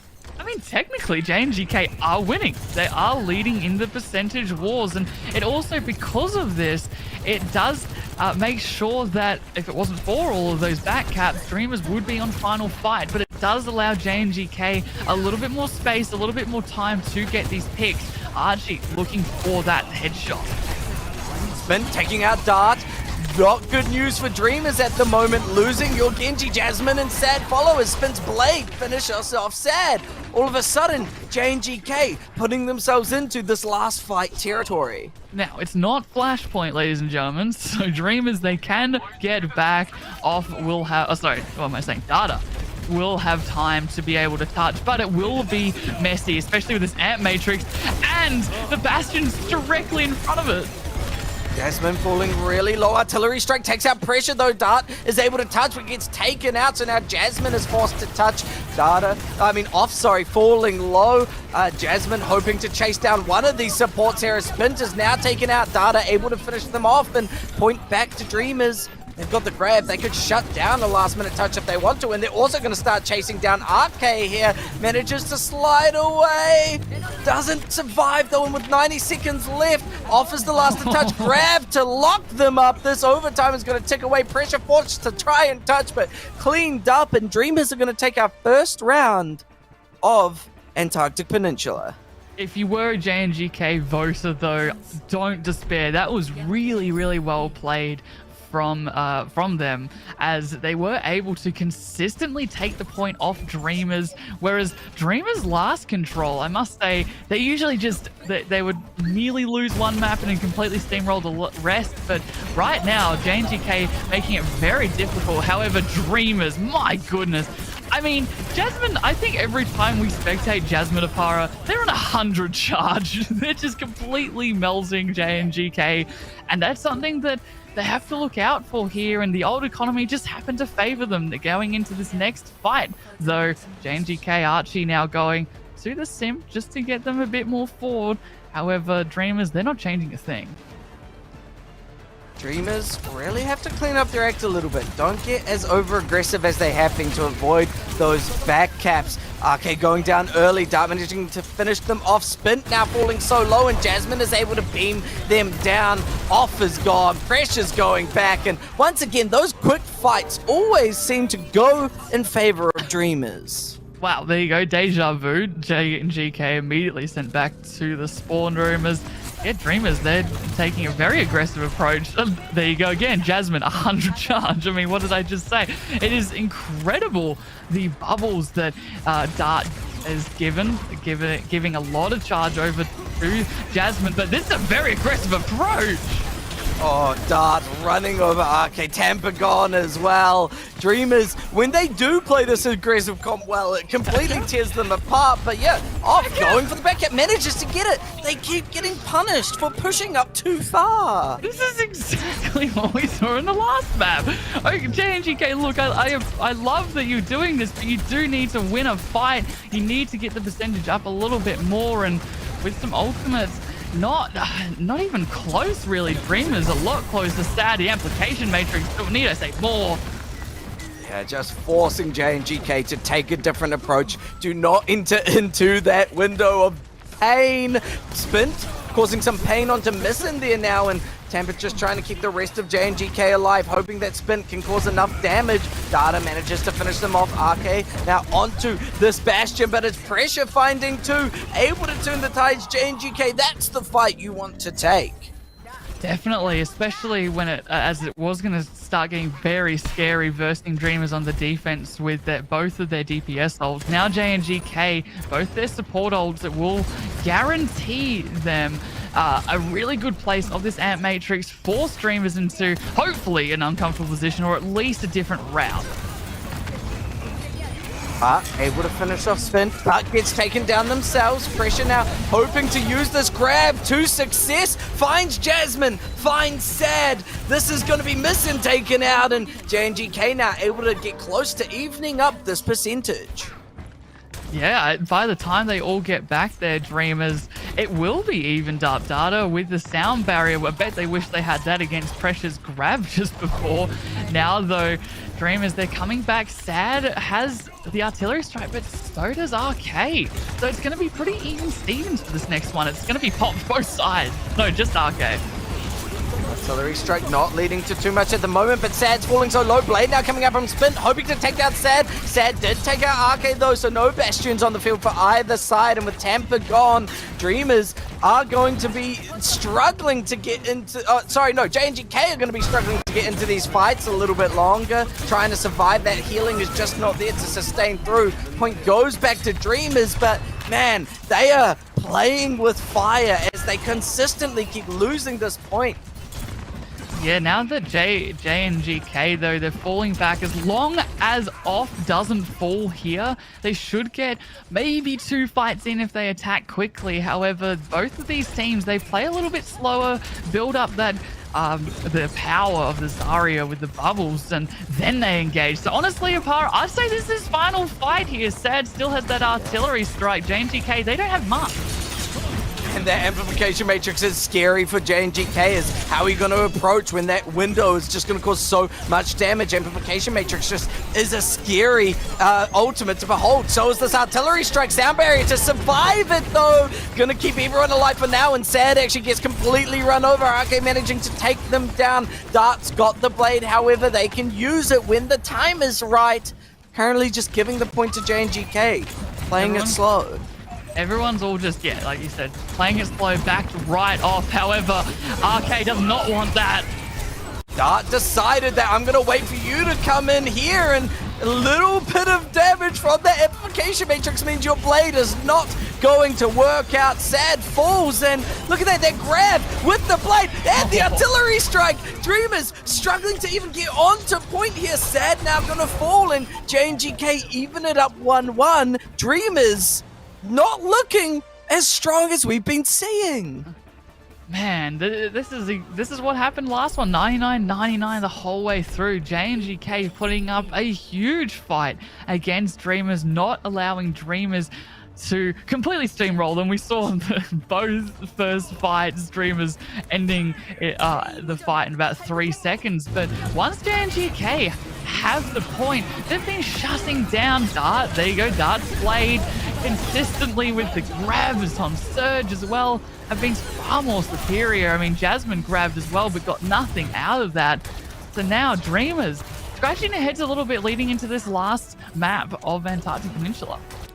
I think the big thing Dreamers have to do, because I'm getting some Flashpoint sort of deja vu at this point. They Vibes. get too aggressive, and then they seem to lose the point because of it. They need to just slow down those aggressive defenses here. Play it behind, and Sad taken out early. Not a great start for Dreamers. All of a sudden, those quick fights that they seem to win at the start is going JNGK's way. Dreamers starting to collapse, and JNGK getting first cap. That was a very high sense that Spin had. My goodness, we were seeing a whole new world because of that one. And they, as you said, Dreamers, they did not win that first 3-second fight that they were doing. So that's going to make it scarier for Dreamers now. It's like, man, what do we do now? We have to actually approach the first couple of percentages. JNGK already building up towards a number of ults, especially that amplification matrix. So much healing from Tampa. Trying to make it hard for Dart to come in on the angle. Sad falling so low, gets taken out by RK there. Now it is going to be Jasmine on the point, but Jasmine is just getting chased by everyone, completely surrounded, missing, forced the amplification matrix, but you're all alone, so you are going to fall. And JNGK taking 2 solid fights, putting themselves ever so closer to being able to take Antarctic Peninsula. And crucially, not using a single one of their ultimates either, missing. Yeah, they used Amp Matrix there, but no one was really alive. I suppose it was for the boost in healing as well as, of course, damage. But you'd already lost Jasmine very early into that fight. So Dreamers now coming back in. Dart with the blade, Jasmine nearing a grab. But you really have to look at JNGK and think, wow, they're got it too. Artillery strike, and look at this. They're going to just play out that time as long as possible to gain percentage on the clock. Dreamers now, we're just not allowed to approach because of that. And now we're moving into 72% here, Pat. This is nearly final fight territory.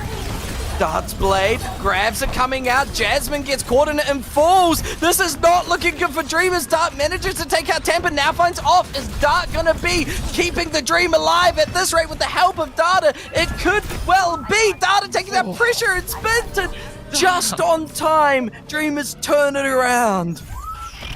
Love that. That couldn't have been any closer from either side there, as we're watching Data just taxi their team back in, and JNGK coming back too. Back onto the Lucio after switching quickly. Spins though still has that blade, so that was the one surviving ultimate, as well as Sad's artillery strike. Spin's blade gets booped so high into the sky. Immortality's gonna have to be broken before missing falls. Pressure taking out Jasmine though. 2 for Spin. All of a sudden, JNGK are looking pretty. Data cannot keep the fight alive this time as the only one left. They're gonna have to touch for overtime. They do have a nice 7-ish seconds at least for Data. Been gone over to the Genji. There were Tracer for half a second. And Data touched, but immediately fell. Apara, this might go JNGK's way. Yeah, this is not looking good for Dreamers at the moment. Amplification Matrix has come out. Spin is starting to fall low, but a bubble's going to keep them alive, and it's going to allow them to take out Dart. Sad does finish off pressure, but Dart and RK are just putting in so much work at the moment. They are looking on top form as Dart falls. That overtime ticks away, and JNGK take our first map. And a lot of people just lost a lot of points as well as...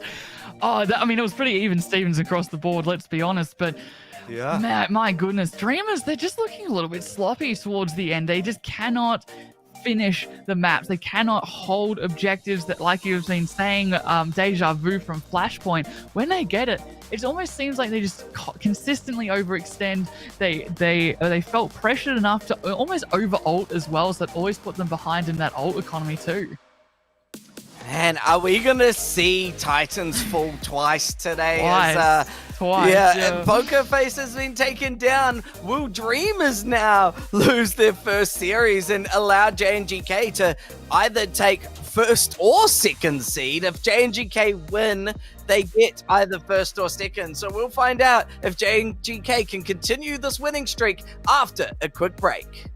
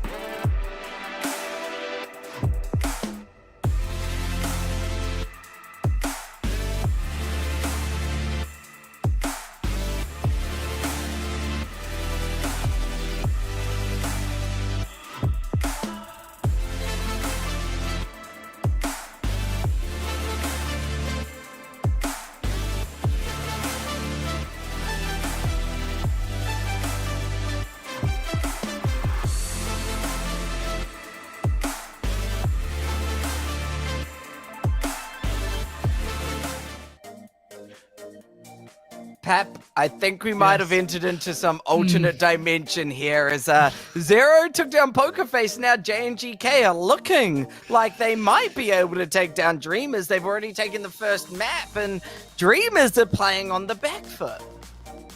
Yeah, they are. Well, what universe are we in right now? I mean, look, I don't. It sounds like we're throwing mad shades at JNGK. They are playing exceptionally well, but it's like it's just it comes down to what we expect from Dreamers, and what we expect from Dreamers is not perfection, of course, but definitely like a high level of experience, a high level of skill, and we are seeing that, but just not as often as we have been against previous opponents. And JNGK have just read them like a book, especially in that last one, the last Antarctic Peninsula map, where really it felt like Dreamers didn't ever get a good solid defense. JNGK were able to come back very consistently. They did win the first fight as well, and ever since then it just had that snowball effect down that mountain that we keep talking about. And now, I mean, is a chairlift being built also, perhaps, for JNGK? But Dreamers, we're going into King's Row for the second map, so we have to expect very brawly, a lot of speed boosting as well. But honestly, from what we just saw from Antarctic Peninsula, there is a couple of brawly sections. JNGK, they're definitely not down and out just because of this map choice. Now, Pap, one thing to mention is the Yes. one and only Top Dragon is now back. So Ooh, Top Dragon's okay. in for Dreamers, and that could be quite a decisive swap. We've seen Top Dragon go crazy. They've gotten player of the match before, so I definitely feel like this sub in for Dart could be a turning point for Dreamers to look like the team we expect them to be. I wonder if Top Dragon will also just go on Genji, and then it will just be like, what style of Genji is working better for Dreamers? Top Dragon style seems to be a lot more aggressive than what we saw from Dart. It was almost like what Spint was doing. So Spint and Top Dragon kind of play a very similar Genji, where it is very reliant on the Tsar bubble, very reliant on getting the first couple of picks, where it felt like for Dart, they were playing kind of like how I like to play, I suppose, with your tank a little bit more, only dashing in when you can see a confirmed kill. So it's lower risk, but that also means lower reward. So Top Dragon, higher risk, but as we've seen, and with their play of the match especially, they do get a lot of higher rewards. JNGK wanting to run the Zarya defense here. Pressure. Opting for Zarya, and Jasmine is going to match it. So it is the Zarya v Zaryas here, but Arcade running the Ashe on defense. So they are committing to it here, Pap. Committing to quite a poke comp, especially with the Ana as well over someone like the Baptiste. So they're looking for those anti-nades, the sleeps as well to shut down the big ultimates. But when you have a Tsar bubble just in your face, you're already running away, but Spin with the first pick. Sad does manage to take Spin down. Sad falls Top Dragon, and Jasmine putting in some work. Jasmine does fall. Top Dragon coming out on top. So now it is just down to pressure for JNGK. Data and Top Dragon. Can they take this Zarya out? Hi, Top Dragon. Welcome back. That was very intense. Off going over to the Lucio from the Brig so they can speed boost back. Never mind. They've gone back to the Brig. But it really is going to put so much pressure now onto JNGK to even be able to get a good touch. Spint's gonna go in, try and just dash along those corners to slow down the cap. Jasmine now joining the fight. Sad, trying to pump out as much damage as possible, and pressure is gonna fall. Spint now is just gonna have to play to touch to get as much time on this side as possible. Also going off on the Brig, but unfortunately for them, the point got captured. So even though Off got 3 on the Brig, in the end it did not lead to enough. No, yeah, I mean that was a pop off, but unfortunately, yeah, they'd already capped it, Dreamers, so they'll get the cart rolling already into street space, and because of that really late pick onto Off, they will get that really, really long spawn, so that will force JNGK right back into street phase and give Dreamers a lot of space almost for free here as they wait. And there's Top Dragon, there's that high risk, and there's the high reward as RK first of all. Spint now getting chased down, and look at Sad just lining up those shots. Does get slept out though, so can't lead to as much damage as they want with that configuration artillery here. Spint now trying to find a way to enter into the fight, but Top Dragon is building up this blade, nearly ready to pop it, but so is Spint. Blades from both sides. Top Dragon coming out. The rally is going to make it a little bit harder to find any victims. Spint getting chased down, manages to survive. The grab, though, onto off is going to lead to them falling, and now JNGK, once again, are just going to get completely run over. Oh, that was so smart. Dreamers as well for Top Dragon to go after, to pop Blade first, because then that puts so much pressure onto the tanks, onto the backline. It forced Tampa to use nano, so that means that they couldn't nano spin, they couldn't get their huge win condition of a nano blade, and now, I mean, yes, JNGK, they still have lots of ults, but Dreamers with a point B cap just gives Dreamers so much time now. Pressure as this grab, looking on when to commit it. At the moment, it is just that slow wait for Dreamers to push in, try shut them down. Pressure now, throwing it onto Sad. Sad falling low, but the sound barrier is going to keep them alive. Artillery strike coming out. JNGK is going to put the artillery strike, was just for Pressure, but Pressure died anyway. Spint's Blade gone too, so grab, Blade, and Bob, all from JNGK, leading to a win for Dreamers, unfortunately for them. Goodness, JNGK put everything into that fight they had left. Top Dragon does fall, however, but Dreamers have so much aggressive momentum. It is going to be turned around, though, very quickly now that Spin and Pressure are back. But you might notice Dreamers don't have to fall. Accidentally lost Top Dragon. They'll be back pretty shortly. Spin really wanting to make it hard for Jasmine to come in here. Jasmine, though, making it hard for Spin to approach as well. Amplification Matrix leads to off falling. RK's now gone to miss and never misses. And some people will say that that could be enough for Dreamers to come back, but Spin's not going to say that right now. Taking down two of their own, finding a third. That is going to be JNGK stabilizing for now. Okay, Spin doesn't even need the blade. In fact, that nano gives him the blade in one fight, which is going to give a lot of ult economy back to JNGK, because they used a lot leading into point C, but Dreamers used a lot in that previous fight. Both support ults not getting any value there. Jasmine, though, coming back with that grab. Pressure falling a little bit further behind. Top Dragon with the blade too. So it's a blade on either side here, Opara, and which one's going to get more picks, really? That grab right onto Pressure, the blade from Top Dragon. That is Pressure taken out so far off Sorelli. Gonna make it hard for Top Dragon to approach, and yeah, getting stunned by the shield bash. Now Spin's Blade trying to come up a little bit bigger, sees the supports, doesn't decide to go in, as they've already kind of won that fight just by taking down Top Dragon. Yeah, it seems like whenever Top Dragon fall, Dreamers just cannot push any further, which is fair enough. Like, the way that Genji is played right now is almost like a secondary tank with the amount of bubbles that you give to them, and Spin is so aggressive right now, just all up in their face, and you just can with the bubbles being provided from Pressure. And speaking of which, they do have the grab, and very quickly, this 4.5 minute, nearly 5 minute timer from Dreamers quickly falling. Overclock. Not being as flashy as we usually see from the overclocks, but it doesn't matter because it just pushes everyone back. Top Dragon caught in a grab. Spin trying to take them out, but it was just a little bit too hard around the corner to get any value. Nano now onto Spin. Spin wanting to put in a lot of work, but it's Sad on the board at the moment. RK and Spin taking down two, and Sad is one to fall. And because of that, Dreamers may win this fight, get a little bit of distance, but JNGK will respawn quickly.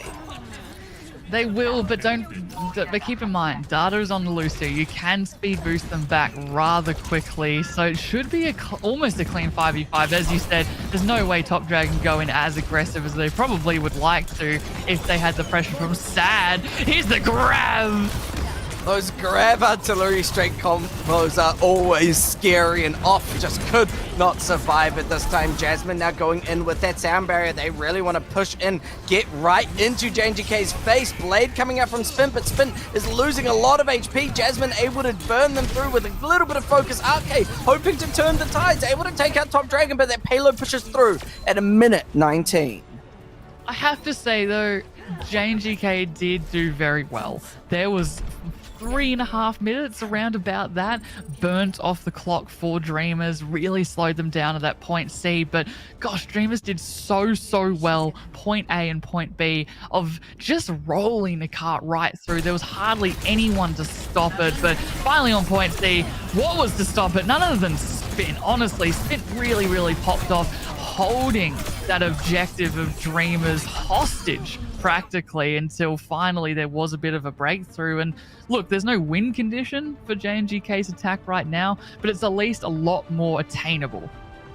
Oh yeah, you know, they burned off a lot of that time bank that Dreamers had built up, so definitely happy about that. Dreamers' hope right now is to just shut down this push, and look at what we're seeing from Dreamers on the defense. Jasmine now onto the Sigma, and we know Jasmine's Sigma performs. Yes.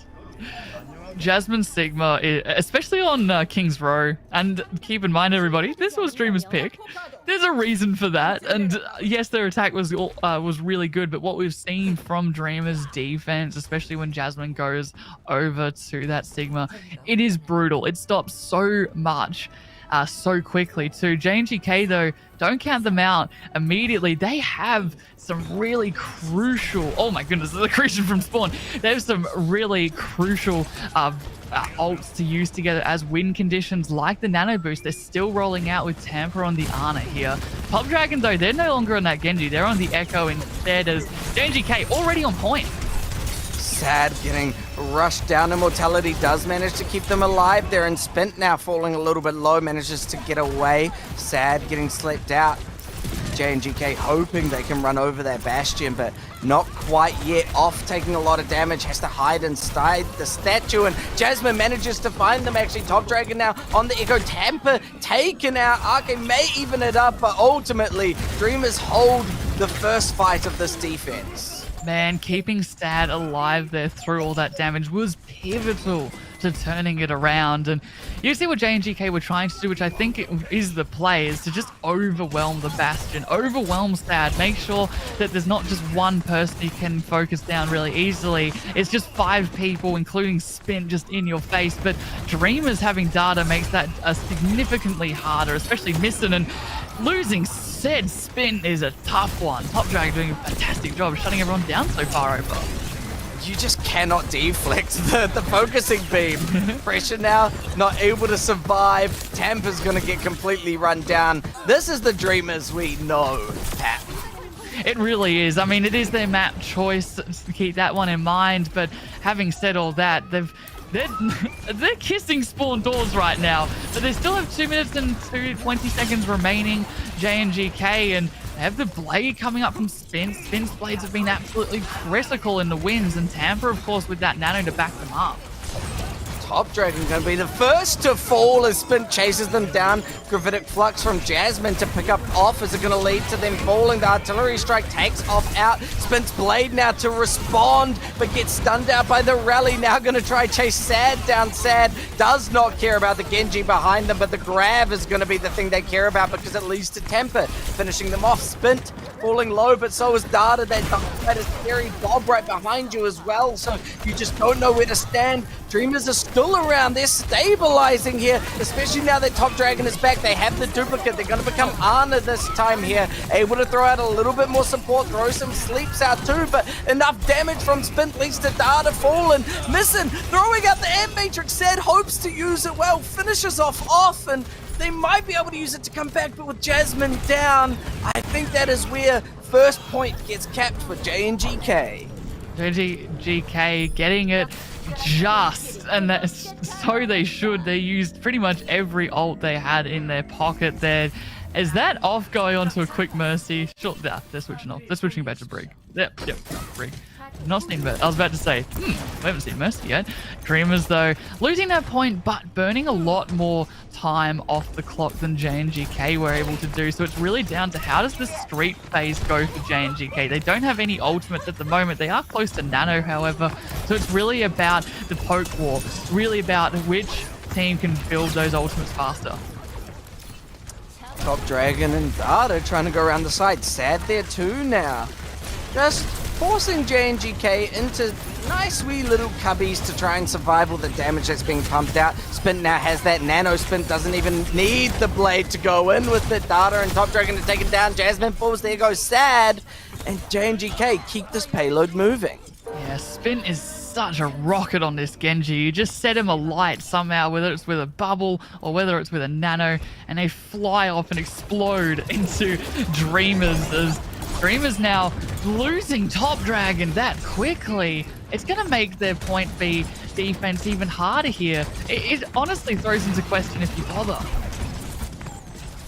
Looks like they're thinking about it. They really do want to push in, but look at where Splinter's hiding, right up on the high ground. Going to try get in from behind. A little bit too early there, though. Sad gets left out. Bob now thrown out too, and this payload is cruising off. Manages to jump up onto the payload and take out Data with the help of pressure there. Okay, Bob does get finished off an amplification matrix, but the grab is gonna lead to Dreamers falling, and now Dreamers are entering a nightmare of their own as JNGK are looking good with this time bank. Yeah, now back up to 3 minutes and 20 seconds here. Still a minute less than, or even nearly 2 minutes less than what Dreamers had. But with the momentum that JNGK have right now, the Blade off as well with the rally too, this momentum can be increased, can still be aggressive. Dreamers, however, they do have both DPS ult and the grab. Jasmine throwing the grab down, artillery strike right onto 2, taking out Spinton off from behind as well. Top Dragon on the Ana can't quite land the sleep on Tampa, and Tampa just jumps off instead, and that is going to be Dreamers getting the defense for now. Yes, but they did have to use a lot of ults there. They used almost everything except Missing. So now they have nothing for this defense. They have nothing to shut down Spint except for very high charges, bubbles, and an immortality field, of course. But Spint is such a good Genji. You can probably play around that. First bubble gone, though, so that just gives Jasmine a little bit more time to land those right clicks, build up that charge, so that Dreamers can keep this defense alive. Dreamers are just hoping to burn this time bank away so that they get the better time bank at this point. Nanoblade, though, going to make it hard. Immortality's going to keep them alive for a little bit. Missing was not inside it, though, so now the Blade going to try help finish off Sad here. Sad taken down. Top Dragon follows, and that Blade opened up the doors for JNGK. 1 minute and 45 seconds remaining. It's at least 3 clean fights for JNGK to try and bait more ultimates out of Dreamers. They don't even have. Missin's the closest one with Amp, but with Spin already at their spawn. Just making it a little bit harder. Top Dragon, though, does finish off Spint, and all of a sudden, Dreamers look like they might be able to stabilize here. Bob thrown out, but there is so much damage to just finish him off. Dreamers now have the better time bank, so JNGK's only hope is to cap here. RK taking down Sad could allow that cap to happen. Top Dragon taking themselves out as well. Tampa's falling low, manages to get through without getting picked off. Data taken down as well. Pressure's falling low on that payload, getting the back cap and actually able to push through. Man, they have such close time banks with each other, Apara. I mean, we saw with the with Control, each objective, except for the last one, was 99-99 across the way. It seems like it will be like this, even for King's Row. Yes, it might be Dreamer's map choice, but JNGK looking so strong there. They just couldn't shut down Spin, couldn't shut down the blades, the nanos, and especially the nano blades, when they were used together, just completely wiped Dreamers out. And when you don't run someone like a Lucio, that's where you can be so susceptible to those sort of win conditions. And Spin's such a good Genji that they can play around those bubbles and immortality fields. Now, look, I guess the one thing that we can say right now with fairly good confidence is Dreamers' first defense was very solid. So if they're able to play that strong defense again, shut down JNGK from getting a tick, they might enter into a win condition situation here. JNGK need to get quick picks and take this fight quick. Okay, you got to build the ice wall for the cheeky swap. No? They will be swapping. They'll be going over to the Widow the last second there. as we are seeing a little bit of a mini jump that you can do if you do place that pylon directly underneath you there. Tampa coming out on the Ana again, which is fair enough. If you can build that nano blade, that massive win condition, you have a minute to do it. It's a little bit tough, but as you said, Dreamers had such good defense. Spent going in. Stad making it hard for Spent to approach. Managed to get up onto behind them, but so is Top Dragon. RK falling low. Top Dragon's focusing beam cannot finish them off though. So now RK throwing out a dynamite, putting a lot of damage onto Dreamers, and they're falling so low. Missing, getting focused down by Spent there, but surviving at least for now. Jasmine's taken out. There goes Top Dragon. Data and Sad are able to take down a couple, but Jasmine's not going to be back for a while, and Pressure's right behind you.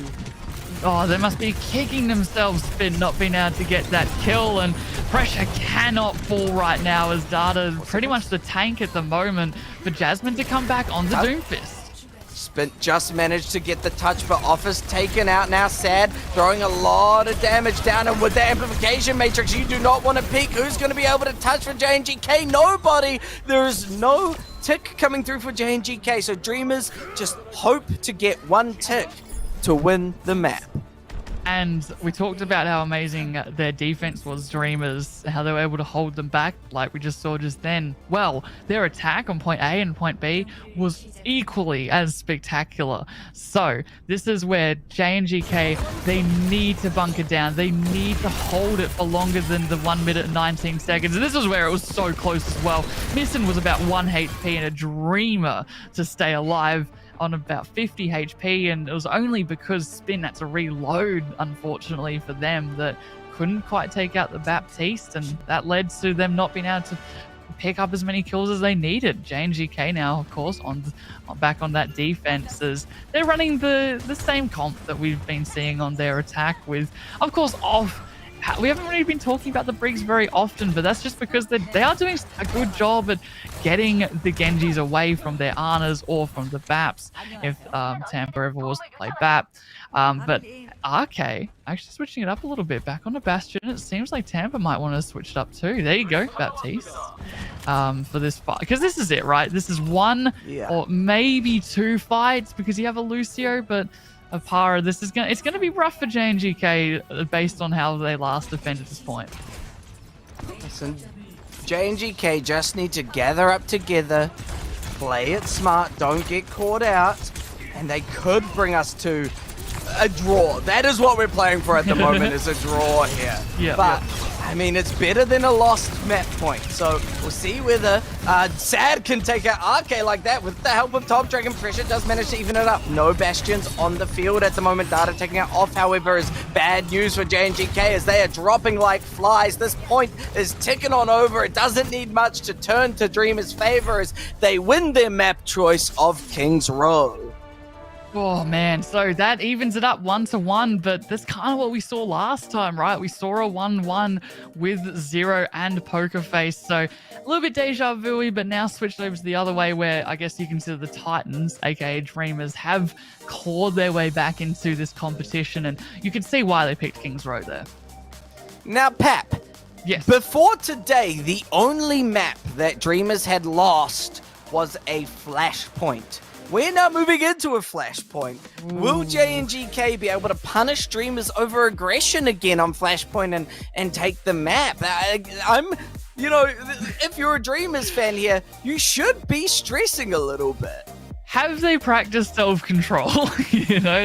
Put like a marshmallow on the table and just sat there trying not to grab it for 3 minutes, because that's exactly what they have to do. They have to grab the objective, and in the marshmallows, aka JNGK, they can't just go out and grab them, go out of their way and try and take them out, because that's exactly what happened last time and they got punished for it severely. So let's see, after this break, can Dreamers solidify a lead? See you after this.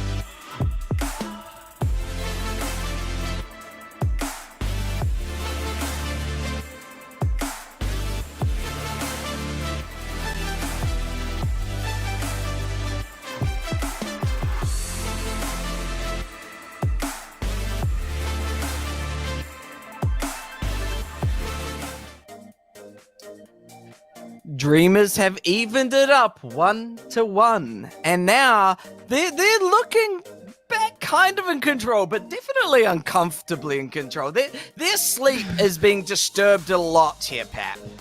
Yeah, it's not quite a nightmare yet. Dreamers have managed to lull themselves back into that REM sleep. At least they're dreaming a little bit more often. But now it's Flashpoint. And that's where everyone has a nightmare. Because nobody can really pick who's going to be able to take away Flashpoint. This is where, as we always say, where a lot of the teams that are winning lose, a lot of the teams that are losing might win, they might also lose even harder, or we might see a very close 2-3, might see a massive upset. Like, this is where Zero really started to pop off against Pokerface. And as we move over to Savasa this time round, I'd expect a little bit more of that, not so much dive, but certainly a lot of poke. Yeah, Savasa definitely doesn't enable the brawl as much as New Junk City does, but I feel like neither team really plays that fast. Like, we haven't seen a wrecking ball out of either of them, so... Come on, where's Bilgari when we need him? Come on, guys. Someone just pick him. Oh, gosh, you go. I guess the question is... The question is, will Jasmine go to Sigma? Or will they go... Oh, Orisa, maybe, I guess, looking at this. We don't see it too often, I must admit, the Sigma on Flashpoint specifically. That really, I wouldn't say it's movement that really pulls the Sigma down, but you want to go really hard in Flashpoint. That's where you get the Zarya to go in with your bubbles, with your Genji, obviously, as well as the Bastion. Bastion's actually getting bubbled quite a bit this series, you guys might have noticed, and it's exactly the same team comp either side. No changes whatsoever, so it's going to be a very Echo fight. Very... Just play it out and see who wins first, and Spint taking that first kill. Devastating news for Dreamers, as they were wanting to take market quickly here, but it looks like JNGK have mastered Dreamers' game of taking fast fights. Yeah, they're like, oh, okay, this is what you did with us in Control. Why don't you have a slice of your own cake? Completely rolling over Dreamers there. There shouldn't be any changes from either side after that one, though. Dreamers, they just need to get those picks. I mean, Top Dragon's such a good Genji, but at the moment, Spin's just outperforming at every twist and turn as Dreamers looking for their next engagement. Top Dragon hoping to get onto the back line of JNGK at the moment, though. Spin kind of just telling Top Dragon, hey, anything you do, I can do better. Top Dragon taking a lot of pressure, falling low, manages to get the immortality to survive for now. Sad, taking a lot of damage though, and pressure is able to take them out here. Jasmine follows, and this is not looking good for Dreamers. They did get the cap there, but it looks like Dreamers will fall and JNGK will take it right back. 55% remaining really for JNGK. That just projects that, okay, you can have one more fight, Dreamers, but this is it. This is the one. How much are they willing to put into this? Are they willing to dedicate an amp matrix from Missing? Are they willing to try and get Sad's artillery strike for this point specifically? Or do you want to, okay, yes, you drop an objective, but you draw out a lot of JNGK's ult? Okay, using their amplification matrix, Dreamers responding with one of their own artillery strike now, trying to push Dreamers into very uncomfortable territories. Missing taken down, and JNGK know they can start chasing down Dreamers as they've gotten market, and now they just want the fight win. See, they're like, oh yeah, okay, objective later, I guess. Spin thought that the objective was over to his right. It's actually on the other side of the map, as the only one to really fall was JNGK's Tampa. They'll be taxied very quickly back. Dreamers, though, they're coming back with 4 ultimates of Para here. I mean, how are they going to use it? Maybe you start with the blade, with a grab, but it seems like the artillery strike's been more preferred against into a grab. Top Dragon looking for the blade. Grab comes out, doesn't even need to commit the blade. Now they're going to, because Spin used their own. Spin got caught in a grab though, so Top Dragon evening it up, taking down JNGK and giving Palace to Dreamers. They had to use those ults there, which is absolutely fair enough too. They still have artillery strike Dreamers for this next their defense here. This is the first time where really Dreamers have a point all to themselves. It was always a lot of pressure from JNGK. And here's the artillery strike. Spins down. That's a really big pick. Spin getting caught in that is going to slow down JNGK's attempt at a push, and with that, you know how fast Flashpoint is. It becomes very scary for JNGK. However, because they took out Jasmine, it looks like JNGK are feeling confident to go in. Top Dragon full and low pressure, trying to just beam them down. Not quite confirming anything, but Dreamers giving JNGK the respect they deserve for now. Amplification Matrix coming out, Sad hoping to make good work out of it, taking out off. Spin now falling low, Sad taking down 2, shutting down JNGK's push again with Tampa gone, and at 74% here, Pap, maybe JNGK just give up Palace. Yeah, perhaps. I mean, pressure, though, did take out Top Dragon. You have maybe about 6 seconds to touch, as long as Off can get back in quickly enough. Looks like they're thinking about it at least, but not. Oh my and gosh. not do it. Missing takes out 2, and with that, Dreamers have evened it up 1-1 on Flashpoint as we unlock our next point. Oh, that was brutal for JNGK. They did commit 1 or 2 ults there, Spin and Tampa, as we are going into Garden for this next one. But RK still has the artillery strike. We're building up to Pressure's ult as well, the Graviton Surge, and those two together, especially when you don't have a beat to worry about from Data. This could be big from JNGK if used right. Grab from Pressure, ready and available when needed, just looking for the right target at the moment. Missing was falling low. Data actually taking out Spin. That is not how you want to open up this fight as JNGK. We do see RK falling so low. Pressure throws that grab out, connects onto Top Dragon and Data, taking them out. Jasmine now falling really low, and Pressure using the sound barrier that they were gifted from Off to clean up Dreamers and get Garden right on back. Yeah, that was really well played there. Dreamers, they didn't really commit much though. In fact, they didn't commit anything. It's almost like they just expected JNGK to use a lot of their ultimates. But really, JNGK, they played that really, really well, overwhelming them with just the simple grab. Yes, they were forced to use that sound barrier, but they now have really good control over Garden.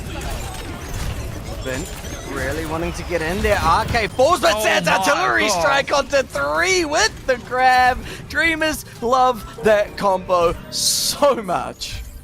There's definitely enough time for JNGK to come back, but that was, hang on. Oh, I was getting excited. I saw Jasmine go over to the Doomfist for half a second there. I was like, ooh. But nope, we're going back over to that Zarya pick as we're going to re-engage here from the left-hand side, the high ground, of course. They do have Spin's Blade. Okay, and Spin trying to make something work. Top Dragon's Blade coming out on top for now, taking down 2. Gonna find a 3rd up Off, and that is JNGK completely collapsing.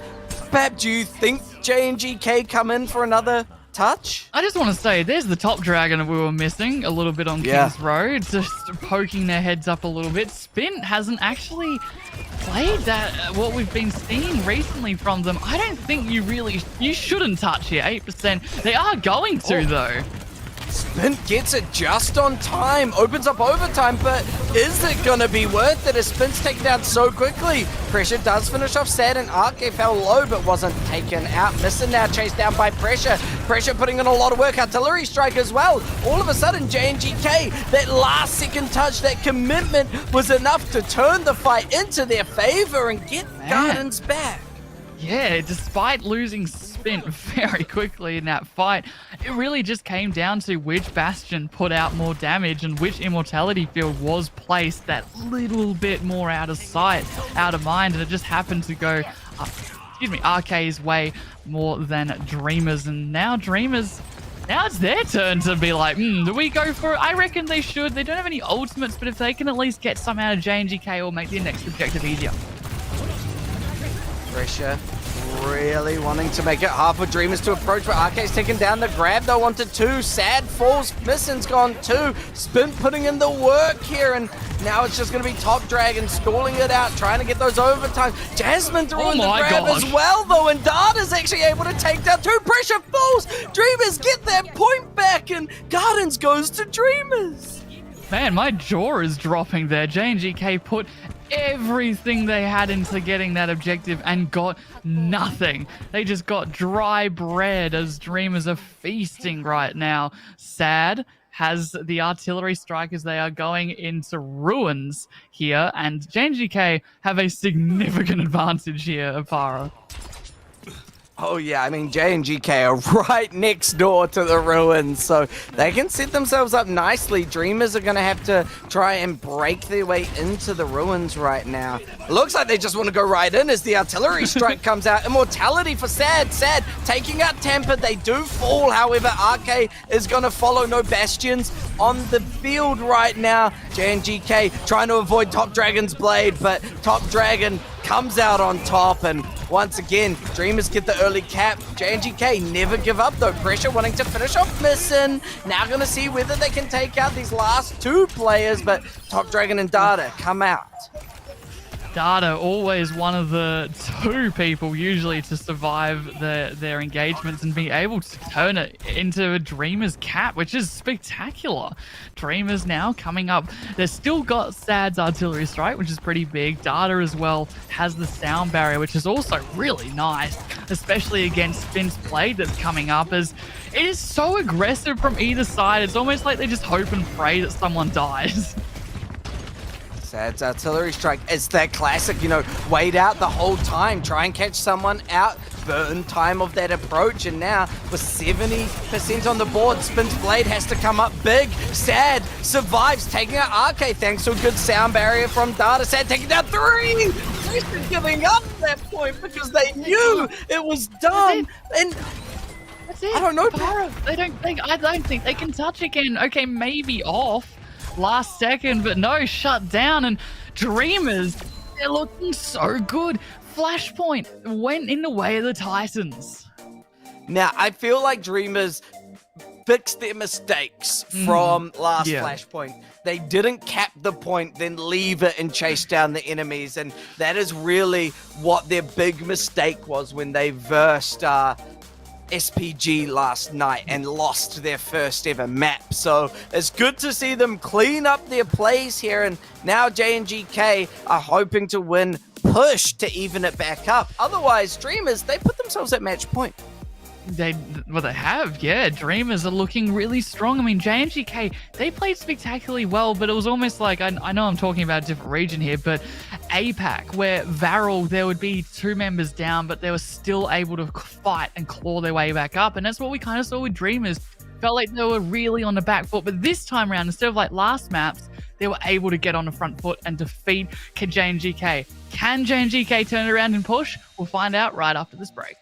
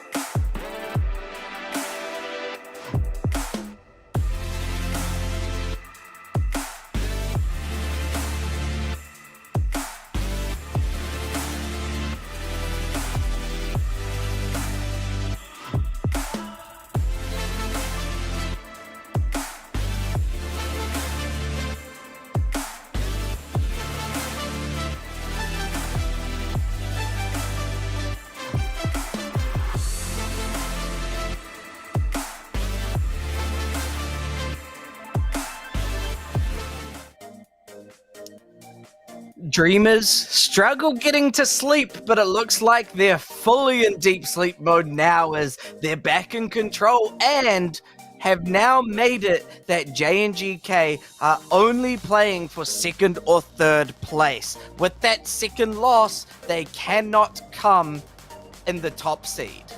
Yes, Dreamers have officially solidified them. We paid the math budget again. Watch out. In that top seed position. But, of course, you still want to close this out. It doesn't mean that you can just be like, oh, okay, no, I'm dead. I'm done now. I'm gonna just go to sleep. Now, you want to solidify yourself as top dog, make yourself really scary when you're going into these finals in the next couple of days, weeks, perhaps. And Dreamers, they're on a roll at the moment as we are going into push. It is, however, of course, a map choice for JNGK, but honestly, though, when it comes to push and when it comes to Flashpoint, okay, there's a bit of a difference in how each other play, but there's such a little amount of maps, and the Dreamers, I think they're gonna be fine. Yeah, Dreamers certainly looking like they've now set themselves up into quite a comfortable wee position here, but JNGK, they still want to try and get into that second group placement. I mean, at this point, the only thing that, as you said, Dreamers can play for is just solidifying it, whereas JNGK have a goal. They don't want to be third place in this grouping. They want to be second place. So purely based on that, JNGK have a little bit more behind them to try and push them through to get another map win. Speaking of push, Esperanza will be our map choice for tonight for the second time in a row, Para. It's nice to see this map. It is definitely one of my favorite push maps here, as there are so many different comps that you can run on this one. However, we have been seeing a lot of that Zarya and a little bit of Orisa from attack, of course, but these two teams really has just been Zar versus Zar. Yeah, it's really felt like they've decided that Zarya is the best hero based on the patch notes, and so They read the patch notes. They really did, but we've seen Zaryas get run over by Junker Queens before, so maybe we might see the surprise Junker Queen. As well, don't forget, like Zero, they ran Orisa into the Zarya and it worked a treat here, so look, it's doubtful that JNGK might take a leaf out of Zero's books, but it's not impossible, of course, as we will see eventually what each team want to run out with here on push. But yeah, these two, it really is the battle of the Genjis and the battle of which Zarya can bubble at the right time and manage cooldowns effectively. That is why Zarya is so strong at the moment. When you do bubble someone like a Genji or do bubble someone like Bastion, is your cooldown's a lot faster than otherwise would be. Now, Dreamers are probably just teasing this too. Yeah, there we go. Jasmine going on to the Zarya. Trying to put us into that alternative universe again, but it looks like we're nearly back at Earth 111 or 101 or whatever the basic one the comic book guys will get us for this. Sapara on Twitter, they'll absolutely destroy us for getting that one if we got it wrong there. But yes, the multiverse, it's coming back together at least a little bit, as looks like JNGK, they're going to go in really hard as usual, let's be honest. The Dreamers pulling back a little bit. So is Top Dragon though. Top Dragon right behind all of JNGK and actually taking out Spint. Genji taking down Genji, Pressure taking down Zarya though, so both sides have taken one. Tampa falling as well. It's going to make it a little bit harder for JNGK to keep their health and survive, and yeah, because of that, Dreamers come out on top. They'll get they're back. They're back, Apara. They're back at those 3-5 second fights where it is just a complete roll. But JNGK coming back into this fight here, it was just Top Dragon being able to get into that backline, as you said. So Spint needs to do exactly the same thing, forced out Mistin's immortality field early and allow for Pressure and RK to just come in with the win. Spint really wanting to take Dreamers high ground away from them, and with Sad being booped off, it actually might work out. RK falls start, it does take up Pressure, and Spint gone too. Dreamers still wanting to take these fights and come out the victors, and it definitely seems like that's the case. Yeah, once pressure fell there pretty early, you've got no bubbles at all, no protection either for your DPS, and of course for your support as well as Dreamers. Now, this is where it gets scary for JNGK, is not just the first cap, but also a lot of ultimates are coming online. Of course, Misten and Top Dragon too. It's going to be tough for JNGK to break it. However, Off does have the sound barrier to mitigate some of the damage. And comes Top Dragon's Blade. Not quite landing onto anything. Archie's landing onto two. Completely tearing apart Dreamers. And that will be the bot into JNGK's favor. That was a fast fight, all thanks to that sound barrier, giving a lot of help over to JNGK, surviving Top Dragon, and also the amplification matrix too. So Dreamers now, they're down 2 ults, but they've still got the classics, right? You've still got the grab, and they're going right around in a different way than you expect. It's an early grab. Artillery strike, the bubbles have been out there, so it's gonna painfully break apart JNGK there as, yeah, Dreamers very confidently get popped right on back. I mean, that's where it really helps to have pushed Philip all the way to that first cap where you get that closer spawn, because you can see Dreamers able to take it back significantly faster than what JNGK could manage to do. As, yeah, already Philip getting the touch onto that barrier, pushing it ever further. Spinto with that Genji blade, looking to get that kill onto Top Dragon. Then falling low though, not going to commit the blade just yet, but with Sad gone as well. 2 are gone, Misten follows, Spin takes 4, looking for the 5th, oh my gosh, Spin. Okay, you stole the 5k, dang it. No. Oh man, that was brutal from Spins. They don't even need a blade. They managed to hold on to it. Pressure as well with a grab. Will they do basically what Dreamers love to do with RK and Pressure together with that grab, looking for a play to Spin, but Dreamers kind of split off at the moment. Oh, finding Sad early is a good door to open for JNGK. Top Dragon falling now too, and Dreamers basically have to give up this fight. They don't want to be staggered out. No, and it seems like Jasmine was. That's not good for Dreamers. Not only did you lose forward spawn, but now you might even lose JNGK to their forward spawn too, as Dreamers with that huge stagger onto them. They'll come back much later though.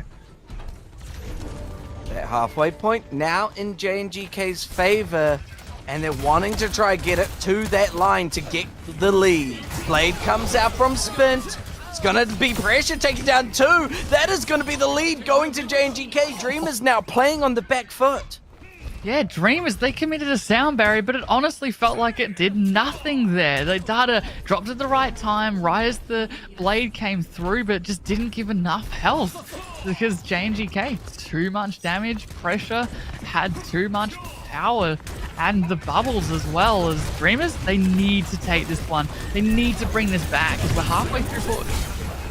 Amplification matrix, but everyone's behind it, so it's a little bit harder to get value out of it. Top Dragon though takes out RK, but JNGK just do not care. They're back. JNGK from first map, they're looking strong again.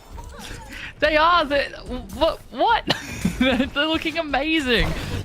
Dreamers consistently able to turn the fights around. I mean, Top Dragon, a beautiful Genji, but shut down time and time again. Jasmine now with the grab. They don't have artillery strike, however, so they might have to wait a little bit longer as JNGK is taking the lead. Top Dragon taking out Spin. RK though surviving, Pressure taking out Zed. This could be JNGK's fight to win. However, the pressure down, that opens up the door for Dreamers to run right over JNGK. Can they push it all the way here, Pap? They're going to need another fight at least to be able to touch their side of the barrier, because of course you've got the front spawns from JNGK. Pressure nearly with another grab with Tampa and the amplification amplification matrix. There's a lot of damage that's going to be pumped into Dreamers. How are you going to stop it without that sound barrier from Data? I mean, you've got that, I guess. Pressure wanting to get this fight back in the amplification matrix, and Arcade taking down Jasmine is certainly going to help to do that. Top Dragon now taken out, bot moving in favor of JNGK into Dreamers territory here as Spin cleans up these last few. Oh, there's still 3 minutes and 20 seconds remaining for Dreamers, but you cannot afford to lose those sorts of fights where that your opponent does have that front spawn. Now this will give them even more ability to just burn the clock off. Maybe not got clock down, excuse me. Maybe not even win, but at least they got it in their favor. Vince Blade taking down Data, now finding another target of missing. Tampa taking down 2 as well. Dreamers falling apart, and this bot is pushing ever closer to Dreamers' doorway. This is turning into a nightmare for Dreamers right now. JNGK are doing so well at shutting down Dreamers. They might go super aggressive. They might try and get Stad to into their tank configuration quickly, but it's just not getting the picks that JNGK consistently find. Data wanting to take JNGK up on their high ground. Top Dragon's Blade is going to be supported by the sound barrier, able to take down Tampa. The Dreamers, they can get these fights back at the last second, but they need to keep it going. They need to now with 2 minutes remaining. You cannot afford another blunder like the last time we saw this exact thing play out. I mean, hell, Sad even has the artillery strike for this next fight. At least Jasmine for Dreamers is close to that grab, but JNGK are doing so well right now of getting Philip back. Jasmine's starting to fall low. Arcade able to get a little bit aggressive, taking down that backline. Top Dragon taking down Spint as well. Spint putting in so much work. Jasmine falling as well. There goes missing. JNGK have got the bot back in control. At this rate, Dreamers are going to have to put on a masterclass to get the win. Yeah, the time bank now is so low for Dreamers that even if they do win this fight, they have to push it pretty much all the way and into overtime as well. JNGK, however, they do not have many ults. They only have the Blade, and wow, Jasmine's going in hard with that grab. Grab artillery strike, gotta find 3 again, as always. Sad putting in a decent amount of work, but the combos, Jasmine and Sad, they're just always so beautiful. Always so beautiful, but now that you've used that combo, what are Dreamers going to do next? You've nearly got the Blade, you've also got the Amplification Matrix as well in your back pocket to use. You need to do more quick fights like that against JNGK. They cannot get the bot right now as at 40 seconds. Blade, Spin, hoping to win this fight and probably confirm map win at this point, managing to at least break apart the immortality missing, just jumping around, surviving for now. The amplification matrix helping Data take out Spin here. Now, Top Dragon's got a Blade of their own. If they want to commit it, they're more than able to here, but Pressure's grab is online to try and catch anyone missing, taking out Arky. Pressure gone. Dreamers still in control for now. This is the overtime push here. In fact, I dare say there'll be 2 overtime pushes given how close to spawn that other barrier is for Dreamers to take the lead here. If Dreamers can take the lead, this is their map. This is going to be their match point, but JNGK, they held on to pretty much every ultimate they had. Grab onto Jasmine. Jasmine does not want to fall here. Top Dragon's Blade needs to come up big. It needs to pay dividends. With RK going down, that could be the hope that the Dreamers were looking for. Offers taken down 2 now. Data, the Lucio coming in. Clutch taking down 4. The spot is still moving. But as you see, JNGK can still come back. And don't forget, Jasmine very close to grab, but there's no way they don't switch, right? They're so far back now that they cannot get to Dreamers in time for this last fight. JNGK, they used a lot of ults there though, at least. And hang on a second. No, they are back. Artillery strike though coming in from JNGK doesn't get anything. Jasmine's grab comes out. Artillery strike as well. The combo with Big takes down 3. It's gonna find Temper as well. All of a sudden, Dreamers have absolutely unlocked the door to potentially confirm this map win. They just need to push it around this corner, shut down JNGK in their spawn. We see the line. We see the line of victory here. Pressure gone over to the Doomfist. getting pressured actually a lot from Top Dragon at the moment. They're looking to try and build Blade for this final fight. Pressure falls down.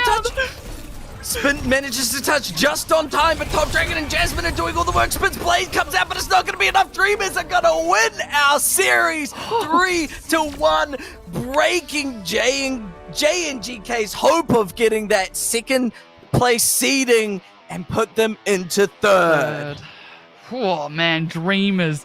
It was rough to begin with, certainly. Very wobbly in the first two matches, and man, they really hiked up their socks to pull a win out from apps. It wasn't nowhere per se, but it just seemed so consistently in the court of JNGK, and it was up to Dreamers to bat it away as the merciless momentum. But Dreamers, they turned it around exceptionally well, kept the grab of Jasmine and also Top Dragon as well. And of course, the grabs with the artillery strikes were always absolutely amazing to see. Oh, Apara, you must be absolutely over the moon. Listen, Dreamers are my favorite team, but either way, if JNGK or Dreamers won, I would have been happy for the teams either way. Dreamers, though, coming out on top, certainly had to put in the work to gain it, but it means that they only, throughout this whole group stage, lost 2 maps. That is the least amount of maps lost in this group stage. So certainly Dreamers are feeling good about it. And you know who else is feeling good? Sad is feeling good, getting our player of the match. And they're not sad. They're pretty happy about that. They're super happy about that. I mean, who else, right? I mean, yes, Jasmine played exceptionally well, but time and time again, Sad and their artillery strikes, of course, the tank configuration as well as that incredible grenade just completely shut down JNGK. And you could almost just guarantee, okay, Sad's got the ult, same as Jasmine, those two are going to win the fight. And it certainly worked out on push. Yeah, Grave Artillery Strike is kind of like Nano Blade at this point, isn't it? It's like, yeah, we're pretty much winning this fight, you know. Yeah. You can throw out a lot to survive it, but it's still just so much raw damage, and Sad continued to do it time after time after time, and was a big reason why Dreamers came out on top in the first place for that push map. And yeah, Pap, unfortunately for JNGK, they could not follow the steps of their predecessor Zero and take down the Titans of Dreamers. Dreamers will be sitting in our first place seeding here, Pap, but we still have one match coming up shortly. Yeah. Revival versus Panthera. Are you excited for that match? Yeah, I mean, you've got Panthera, who they really struggled towards the beginning of this series in the first couple of rounds, but they've recently had this resurgence. I mean, our Pen got player of the match on tank because they absolutely popped off after they read patch notes. No, I'm kidding. But they were trying these like different sort of things and the comps, and it wasn't really working. And when they tried Rista Zarya, really started to work. And Revival, I don't want to be mean, I don't, but Revival, they're at the bottom of their bracket at the moment, underneath FM, who are already out. So it's going to be a tall ask. However, if they do 3-0, then we will get that 3-way tie. So we will go further in, not broadcasted, we don't think. But look, remains to be seen. We've seen one giant topple, not the second. Maybe the third, question mark? Yeah, I mean, Panthera has been looking slumpy. As you said, they did manage to clean it up last game. Will Panthera keep that consistency and be able to shut down Revival's dreams for 3-0? Because I think all maths. I might have bought a calculator for this match, but not quite got it for this one. He dropped his calculator between games. I'm fairly certain if Panthera get one map, they should be third place. But we'll find out after a break. We'll be back for that final match. We'll get that maths budget sorted. See you then.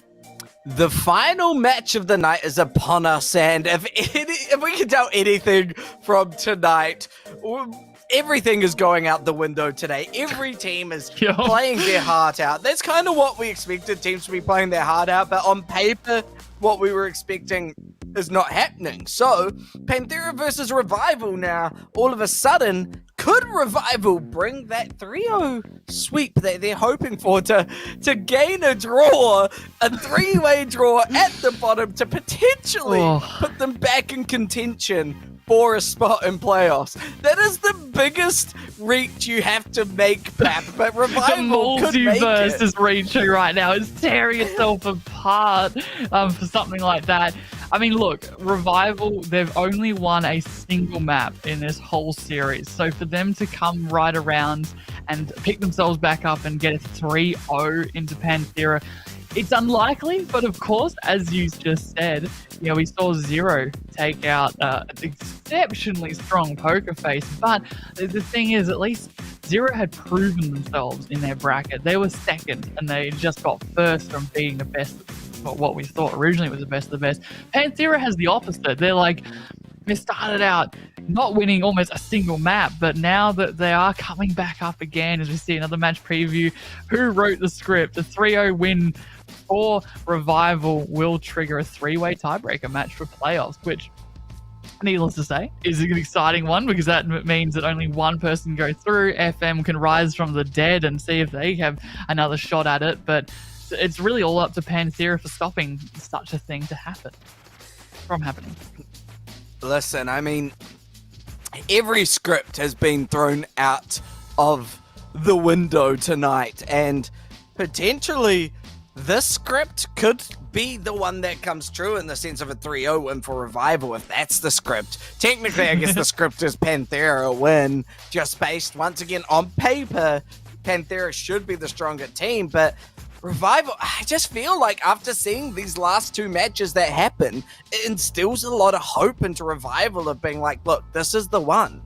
Yeah, it's kind of like if Revival win, it's like one of those low-budget horror films that just happen to work and get the studio a lot of money, or be so bad that it turns into a cult classic. Can Revival turn themselves into a cult classic where they started out really bad, but then turned themselves around, managed to make it onto at least a 3-way tiebreaker? And I mean, even then though, that means they got to beat FM again. They've already lost FM 1-3, and so we're looking at their opponents first. Panthera.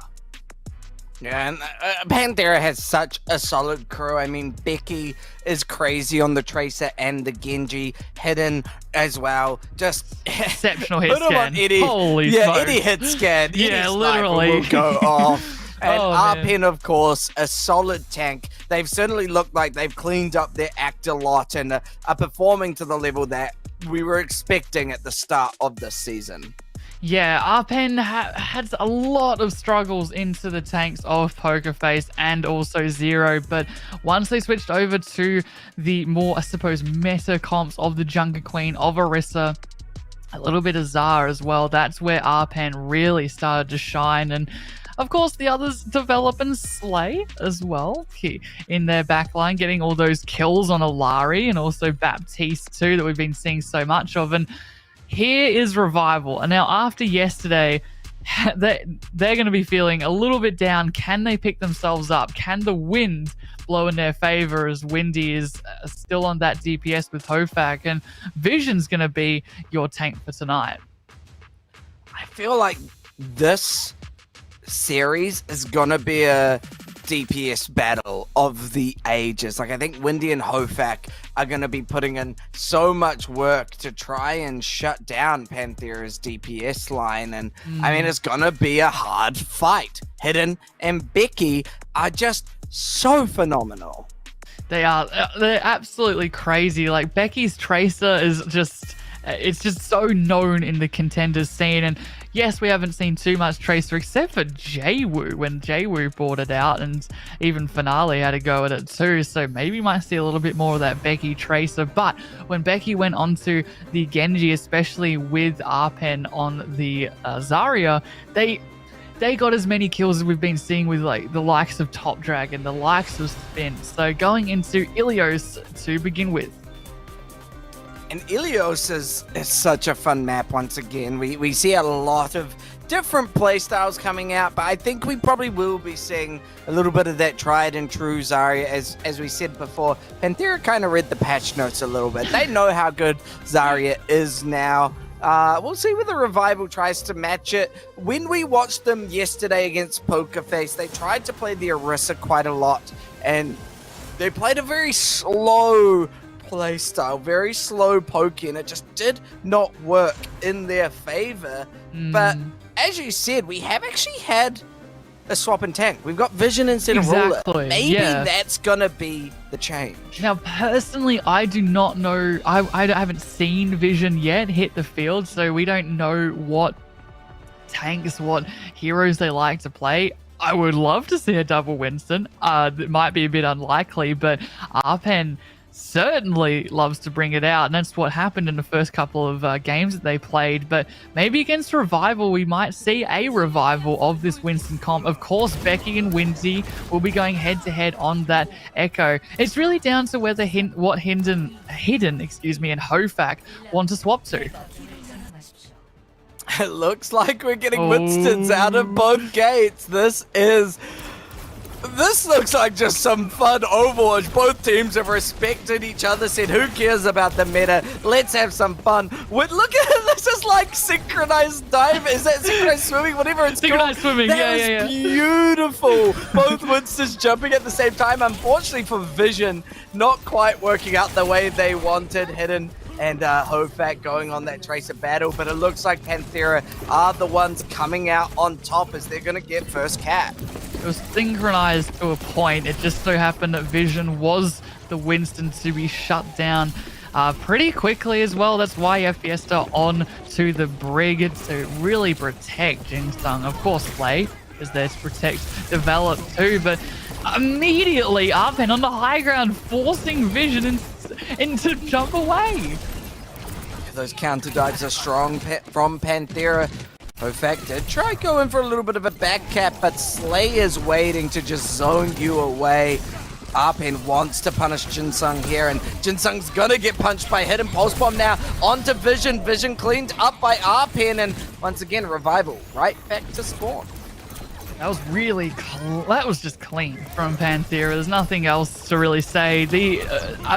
Need I say how good Panthera would be on dive? They've had so much experience with it in other Contenders series. They went head to head as well with O2 Blast, nearly reverse sweeping them as well with this monkey, with the Tracer as well. So, yeah, it's hard for Revival to try and match it. And right now, it's a struggle, but they do have Nano. This duplicate could be big. It's going to be on Jinsung, the Bio Nade, putting it a little bit harder for Revival to survive. However, those sticky bombs shut down the dupe. Arpen now trying to primal rage this Ana off the map. Jinsung getting completely bullied by the monkey, but managing to survive. Fiesta, the whip shot. Arpen's gone. No Winstons on either side. However, Revival won't be able to approach without that Winston. That was a really nice boop, actually. The fact that Jinsung survived makes sure a Nano goes onto Windy. He's surviving thanks to that Nano, managing to stay alive from the pain that Becky is trying to cause here. Now Point being controlled by Revival. They get the point flip at the 99 seconds. Pulse Bomb comes out. It's going to take out Fiesta. Panthera want to take this fight back, and quickly Hofak feeling the pain Hidden can bring, and Point already flipping back to Panthera thanks to just where they're taking the fight. Hofak falls, and Panthera looking good. Vision taking control of Point, but it won't be for long, as now Vision is all that is left. Yeah, Vision does have Primal. You're going to pop it really just to burn some time, burn the clock, hope for the rest of Revival to be able to come back, but it's on overtime. I don't even know if they're going to touch again. Nah. As Panthera, they will take Lighthouse pretty convincingly, really, all things considered. As I said, their dives are always going to be so clean. So as we move on to maybe a less divey one, really depends. Ruins you can still dive in, whereas Well is more of a poke battle. So as we move into Ruins, we could see either poke or still the Winston dive, as here comes a Becky play. Yeah, I mean, Revival managed to get Point back for a bit. It sort of feels like how Revival plays. They manage to just get it in time, but then cannot solidify anything big. If Revival just clean up a few of those plays, keep together, kind of follow around that Winston, they might be able to win Ruins here. Again, it's almost like they're like, all right, what are we going to play on Ruins together? We're going to play exactly the same team comps. We've got Hofak and Hidden going head to head, and Hidden, we know how amazing their Widowmaker, of course, can be. I wonder if Hofak's up to the task, as Becky's on that Trace that we all know that they can play so well. Both these Winstons are going to make the Widowmaker's lives a little bit harder, but Hofak being the first to fall is bad news for Revival. There's no revival for Hofak until they respawn here, and because of that, Panthera, they're going to want to take control of Point, completely cover it, and make it hard for Revival to gather up. Windy now taken out, and that is going to be the fullback regroup called. That was basically which Widow died first, and that just opened up the entire field for somebody like Hidden. Even though they didn't get any kills, it's still that pressure of knowing that a Widowmaker is on their side and not yours. So Becky now and Arpen on the top, looking for the cheeky pick. Probably going to throw that Pulse Bomb down onto these three here, not quite landing onto anybody, so it's not going to lead to too much in the pick department here. Windy, though, getting whip-shotted away, so also cannot go in as much as they were hoping here. Hidden hasn't popped off, but has just brought that pressure, made it harder for Revival to approach here. Vision getting slept here, Pap. That is just so difficult for Revival to take any fights, and Arpen takes payment because of it. That was such a long fight as well for Revival to not win. And hang on, Oh, that's a big stat. I mean, look, I can't call it really a stagger, I suppose, but they It's a still have to reset. wait quite a while for Vision to respawn as 60% now for Panthera. It's quickly turning into nearly a last fight. Not quite. You still have Develop, though, with that Nano. Of course, Arpan as well with the Primal Rage. And Revival with exactly the same things. It's really just the Pulse Bomb. Pulse Bomb not leading to too much, unfortunately, for Windy here. Vision gets taken down by Becky's Pulse Pistols, just burning through. Hidden headshot onto Windy. Pulse Bomb from behind. The Nano Rally Fiesta trying to be the life of Revival, but it's just not there. And now 86% pap. It's down to Vision to touch. Yeah, it really is, though. They do have the Primal Rage. There's a bit of deja vu from Lighthouse. Can they go for it? Yes. Panthera, though, they don't have any ultimates. This is this is Revival's biggest chance. Vision just stalling it out, but it does not matter as the people coming out of spawn are getting killed by Arpen. Arpen now trying to come back. There's actually Fiesta and Vision take down Develop here, but it's all for naught ultimately as Panthera come back and quite convincingly win Ilios 2-0. I love how Arpen's just still so far forward in Ruins as well, Yeah. just still in the building, even though there are 2 or 3 of Revival. Arpen just knows that the rest of the team can deal with the stragglers on the point and just give time and space for all the other people from Revival as they're coming back. They just get dove on, and it just gets harder and harder. And we can see just how well Panthera can play when it is something like a dive. This is what they've been missing this whole time. Yeah, this is what Panthera wanted to play. Revival definitely wanted to play it too. It looks like they were both just like, screw the meta, who cares anymore? Let's just do what we enjoy. And yeah, fair enough. You want to have fun when you're playing a video game, and Overwatch is no different. Sometimes the meta just doesn't sit in your comfort zone, and so both teams are definitely happy with getting to just play that Winston dive. Panthera definitely happy coming out on top. Yeah, I mean, seeing those traces going in with the Winstons, always a joy to see it. Is to see the dive composition, because you know how much communication it really takes when you have 2 or 3 teams in your team itself to split in half. So how does Panthera go against a Revival choice of the next map? And we'll see right after this.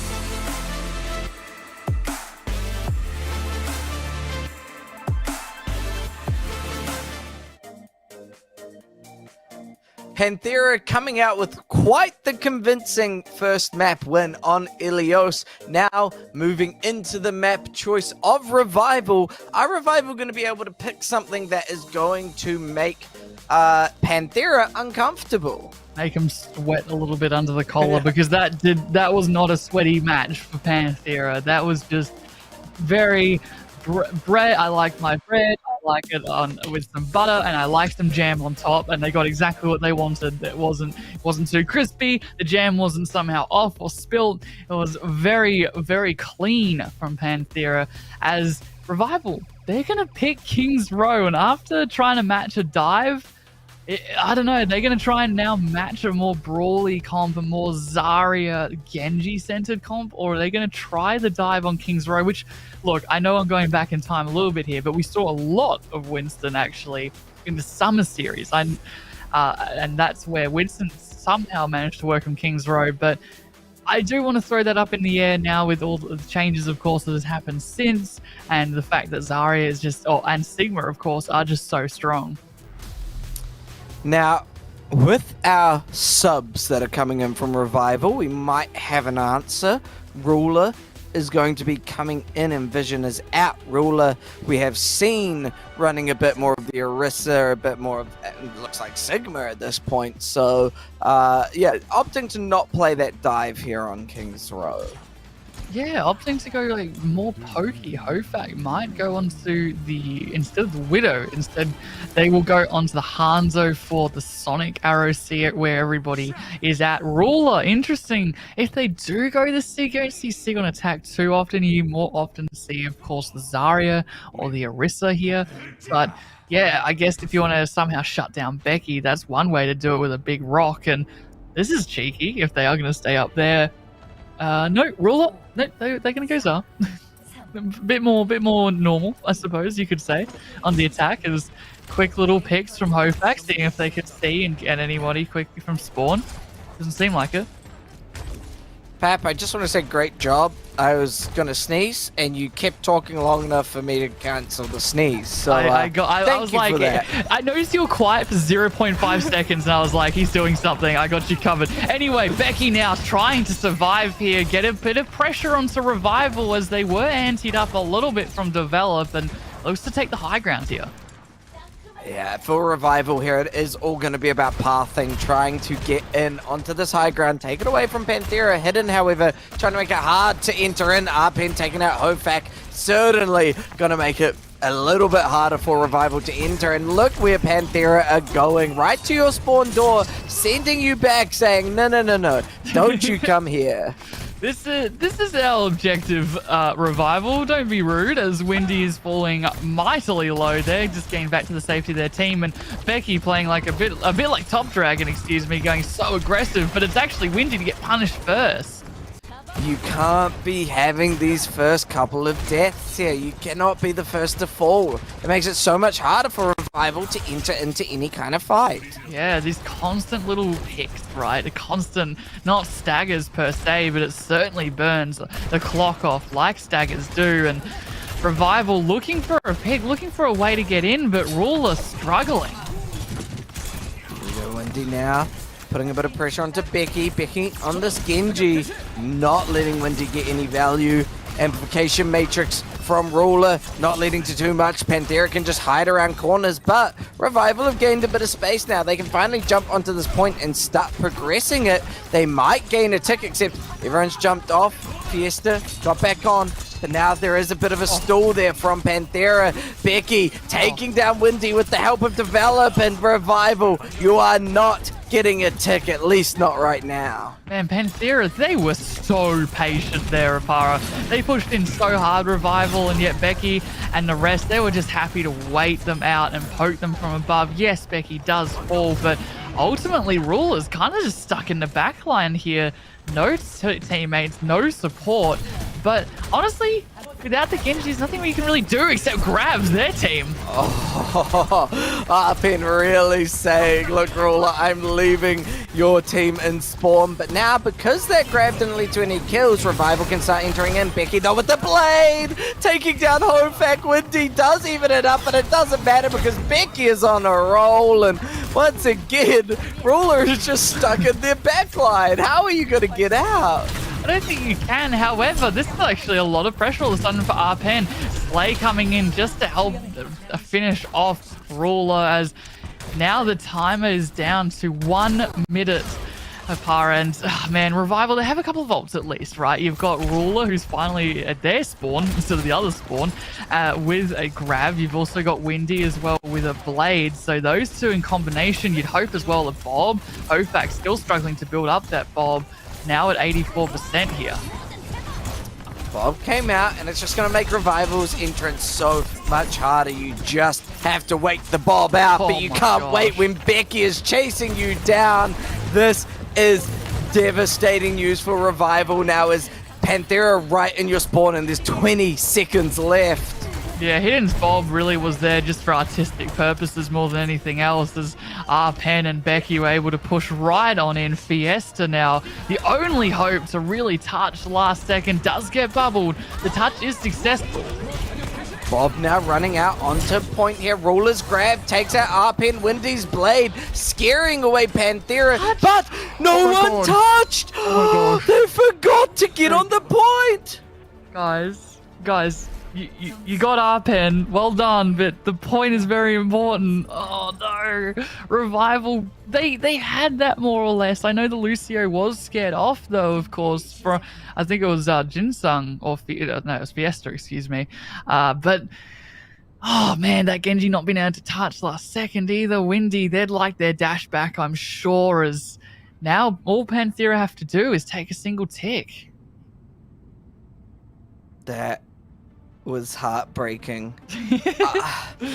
I just don't. That far out. You cannot revive that. Now Revival have put themselves in a draw position. They cannot get a map win here. They can only play for a draw, and Panthera just need 1 tick. It's genuinely heartbreaking, because that did look like the opportunity for Revival to finally get that game, that point, that King's Row into their favor. Yeah, no, that was definitely the closest that they ever got there. We were pointing out the ultimates before that fight even started. You had that the Genji blade alongside the grab, and the grab was perfect too, shutting down Arpen, but the blade, 1, didn't get any kills, so that means he didn't get any dash resets, and then 2, got a little bit too deep in the weeds of trying to kill Panthera and kind of left the objective. Now, Panthera, I thought for a second we were going to see that Doomfist, as always, but no, they're going a little bit more cookie cutter with the Zarya. However, Revival, they are going to actually stick to the Sigma this time around. Oh my goodness. Oh, Windy caught out. That is not a great way to open up this defense for Revival. Now Panthera just need to clean up these last 4 players from Revival. Windy, rightfully so, swapping onto the Tracer. We'll see if they get back on time. It looks like they will, because the picks just are not following up for Panthera at the moment. They need to speed up this fight if they want to get a quick win. Becky taking down Jinsung now. A huge opening. Fiesta falling low. Becky doing all the work for Panthera here as Hofak's getting chased down. Becky, please, someone call an ambulance, because Revival needs some help here. That is Panthera very cleanly getting King's Row. Wow. That was so clean. We were talking about Becky's Genji beforehand, how, like, yes, they are an incredible tracer, do not get me wrong, but when they are allowed to just pop off on the Genji, they are up there with one of the greats, in my opinion. The speed and the aggression from Panthera just was never matched from Revival here. So, I mean, look, we are moving on to Flashpoint, which is, as we always say, does split the timelines in half, might make something out of nothing. But at this point in time, though, Panthera are looking very, very strong to take it all the way. So we can see if they do just that after this break.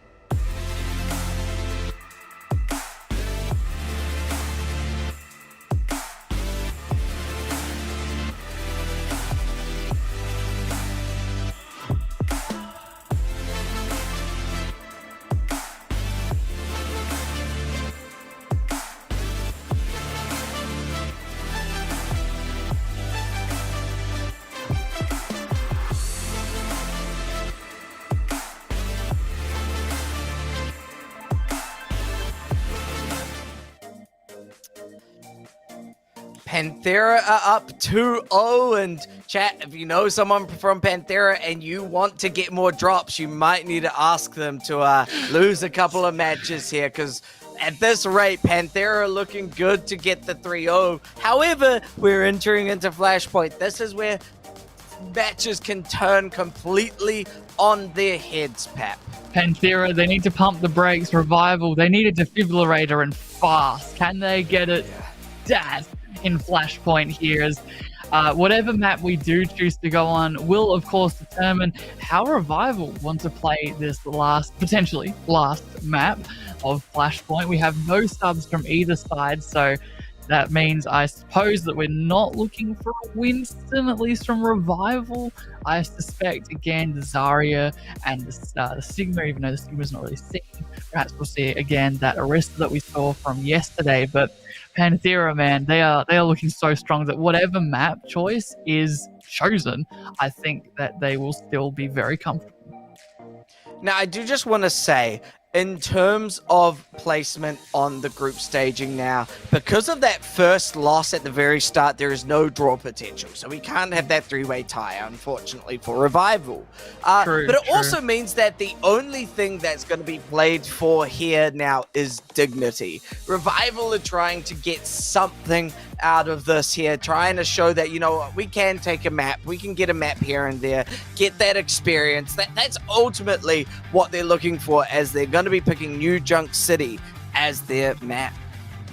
So New Junk City, very brawly, more like Savasta, whereas you see more of like the Milgarus with their balls, or the KSGs as well on Savasta. So New Junk City, we are expecting stuff like Orisa, stuff like Zarya as well, with the Windy on Genji. But I mean, excuse me, at the moment, Becky is just far out surpassing whatever Windy's trying to put into their opponents. And I mean, New Junk City, we've seen a few times here, and it is a back and forth map. We usually see it go 3-2, so Revival really hoping they can pull something out of the bag here to be the 3 number out of that 3-2. They do, like you said, they want to leave Contenders with a little bit of dignity. They have not done too well against any of their opponents, but like I said before, making it as far as they have, just getting into Contenders in the first place, getting this experience with the greats, with teams that like Panthera that have been in and out of Contenders, mostly in, let's be honest. So now that we're coming out, this is it. Can Revival bring it back? Hofak and Windy onto, instead of the Genji, we're actually going to see a Reaper made just to try and slow down Becky. I think, yeah, and also you make it so hard for this rush that Panthera wanted to do. In fact, Revival's going to be the one rushing down Arpen, immediately taken out, and Revival look revived. That was so strong. Well, I did say get the defibrillator stat, and they certainly did. Apparently, the guy that's all about death was the one to do it, taking out Arpen. Immediately, Arpen's like, you know what, stuff this. I'm going over to the Doomfist. Is it going to be enough to break apart Revival? That's the big question now. This Doomfist onto Windy, having to jump away just to survive. Becky wanting to get in on someone, but Hofak is just zoning Becky out. Becky managing to survive a little bit, and Arpen took down Jinsung, but Hidden gets caught out. Ruler now gone to Arpen, putting in the Lord's work there, and that is going to be Arena going back to, well, going to Panthera, not quite back yet. No. Panthera, they don't want to relinquish it either, so they don't want it to go back anywhere. They want to keep it for as long as they can. Revival, now, they did take at least a couple of percentage, got to 50%. Jinsung as well, very close to that coalescence for the next push-up, and without a Zarya as well, it does make Becky's job, I'd say, significantly harder, but Becky's still such an incredible Genji. Yeah, Becky doesn't care. Becky will just blade. Becky will just throw it out. Who cares about a coalescence right in front of you? You can take out Jinsung with Arpen. Oh my Fiesta goodness. Shaw, once again, taking down Hidden. Hidden feels like the forgotten child of Panthera at the moment. They're just like, yeah, it's just over there doing their own thing. We're winning the game. It's so true though. It's like, oh yeah, Hidden does exist. I forgot it because Becky's just been popping off so much, taking out Fiesta, and now I don't know. Does Revival touch? Fiesta was the last to fall, so that means Lucio will be a little bit further behind than the rest of them, and Panthera's been very aggressive. Meteor Strike gonna be protected thanks to that Suzu, but Hofak falls very shortly after, and Arena's going to Panthera. I mean, Revival looked good at the start. If they can clean it up again, they might be able to take another point. Yeah. Yes. I mean, Arpen has just been popping on this Doomfist so far, and getting into the backline with Becky instead of the Zarya just bubbling and it's all on Becky. Arpen is assisting this time round of hopefully not getting Becky headshot. There you go, Hofak first to get a pick this time round again. So can they make a push onto the objective? Yeah, I mean, Revival should have an opening to try take bomb flaps before Panthera cap, but they're just playing so slow and sort of secretly Hidden now. Hey, Hidden. Says, remember me, taking down 2 with that overclock and nano window. With D, sorry. Just getting into the cryo freeze to stall out, but Panthera do take bomb flats Hidden first. came out of the shadows and were like, hey guys, I can also DPS real good as well. Not to be left out there as, yeah, Revival though, coming back into this next fight. They have almost every single ult, and apart from Jinsung, who's also very, very close. So there's going to be a huge anti-nade to the back, actually, potentially. And boop, there you go. There it is, Becky's Blade, taking out Fiesta thanks to the Bionade, the Blizzard, however, and the Death Blossom from Hofak, taking down 2 Rulers grab as well. 3 ults committed to win Bonflat's cap. Not even the map point yet.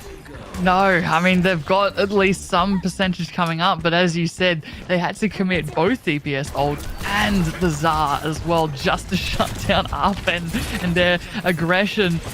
Speaking of which, Arpen very close to the Meteor Strike, so they can go in even harder without worrying about being punished. Arpen just trying to find the opening Panthera needs to go in and get bomb flats back, but at the moment they are just feeling a lot of pressure. Kitsune rush now from Jinsung, gonna make it a little bit harder for Panthera to confirm those shots as they just speed around. However, Becky and Arpen are just putting in so much work trying to make it happen. Now Panthera, they have to fall back a little bit. They could not displace Revival enough. Nano is online though, so Develop's going to throw it onto Arpen here. Hofak gets taken out, and now the Ruler's going to follow the bubble. Keeps him alive a little bit longer, but that is all she wrote as bomb flats go back to Panthera. Yeah, no, Panthera played that really well, just backing up, letting Revival use that beat there, and then re-engaging, especially with all that health. And Arpen, they don't even want Revival out of their spawn. They want to get this objective so fast. Becky will help too. They have that Blade. Windy now actually switched off and onto the Genji as they'll be looking to go in with those bubbles. Just managing to touch there, but Becky's Blade is going to once again just make it harder to keep that consistent stabilization on point. 3 are gone by Becky. Hofak now getting chased down. Becky wanting to get a 4th here and then potentially ensure bomb flats goes. Panthera's away, and that's enough. It works out. Panthera get bomb flats. Oh, this is the final opportunity for Revival to take anything away from Panthera and stay in this series. But man, Panthera making all these switches over. This Doomfist is working so well that Revival can't answer it. Like, yes, Ruler you'd think with the bubbles, but now that you have Becky, it's like, who do you bubble? Do I bubble Windy so they can go in hard, or do I bubble my supports who are getting dope? Trying to go in the back area of Refinery. Arpen making Ruler's life just a little bit more difficult here. Becky pumping in a little bit of damage, and everyone from Revival are just being punched around by Arpen. Arpen does fall thanks to Fiesta and the Disruptor Shot. Grab now onto Slay. Slay rallies just to survive it, and you know what? Fair enough. Hidden just shooting from the side, trying to stay alive. Becky taking down Jinsung. Point has gone to Panthera, and now they just want to get these last few picks and try take this Flashpoint nice and strongly. Yeah, Windy also falls. Ruler soon to go as well. Becky felt falling back just a little bit for Develop to heal them up. And speaking of Develop, has the nano for the next fight. Will it go on to Hidden again? Or Arpen now having some fun on the Wrecking Ball, which you don't see too often on New Junk City. But you know what? Why not on such an open point? Boop everybody away, help Becky to get in safer. And with this possible overclock from Hofak. Let's go. Hidden's overclock as well, though. Whose is going to be bigger? It looks like it's Hidden's. It takes out Windy's blade. Finds Jinsung. Hidden just on an absolute tear here. And with that, Panthera is going to win our Flashpoint. 3-0. The whole series going their way. I mean, it looks like Ruler's going to try to manage to get a touch. I called it too soon. I did not think that was going to happen there, Pap. But will enough as Hofak gets taken down. Becky, you get this goal, but ultimately 2 HP. Oh my goodness, Ruler just got out of that one. Touch last second from Windy. Will it be possible with the blade coming out from Becky? I just don't think it will, as Becky will finish off the last couple of members of Revival, and that will be a very clean 3-0 from Panthera, securing their spot into the playoffs. Yeah, making sure they definitely deserve that third place spot. Panthera are our winner for the series, and what a way to win, you know, being able to just really confidently sort of speedrun through the maps, get those wins nice and easily. Revival, they really did put their all into it. They never gave up. They kept on going, but ultimately it did go Panthera's way.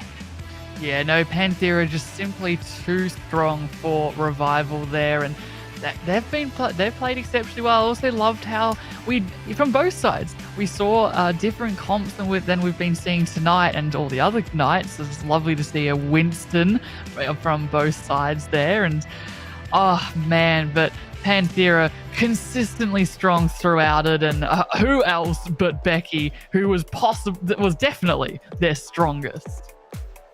Oh yeah, I mean, Becky just had so many amazing blades, and Becky just played with style. Masterclass on Genji. This is what you want to see when you're running a Genji here, is just going and taking out backlines, popping big blades, finding 3-4 players for yourself, and really upping your stats. Bolstering them at this point, because yes, every blade that Becky had used, even if they didn't have it, you still had those nanos as well, which were crucial too. And who can forget as well, Arpen just helping Becky get into the back lines, into the forward lines as well. I mean, stuff it. Becky just went all in everywhere, and great matches. I mean, one massive upset really for Pokerface, who were looking to take a very clean sweep across the entire series, but Zero really drove a stake directly into Pokerface's heart, burnt all the cards in front of them, but JNGK nearly had it. I know it's 3-1, but man, that was a lot closer than we first expected. Dreamers, though, ended up taking that one, and then as we just saw, of course, Panthera took that one 3-0 against Revival. And that is going to end our round robins as well. For the full series career, the round robins are now done. We're entering into the playoffs, and unfortunately that means 4 teams are out of contention, and that is going to be FM, Revival, Euphoria, and Lemix FC. All 4 of those teams we will not see in the playoffs, but they certainly put their hearts into it in every match they played. It was very entertaining to watch. Meanwhile, our playoffs, they're happening next weekend. Next Friday is when they start here, Pap. Yes, so that is when the next stream is, Friday week. No. For no.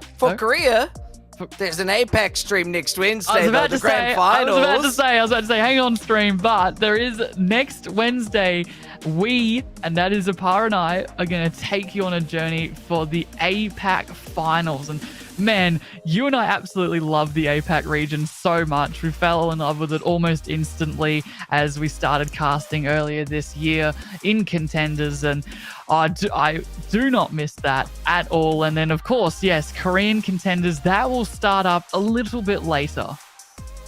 Yeah, we've still got more Overwatch coming to you next week. It's all going to be very, very exciting. And APAC and Korea, it's all going to come to a close with those matches. And I mean, what stories have been told so far? You know, the Zero upset, Panthera going from a really rough week to turning it around. Can they now push through the playoffs and sort of redeem themselves and redeem their name? Can Dreamers continue going on a sweep, not being...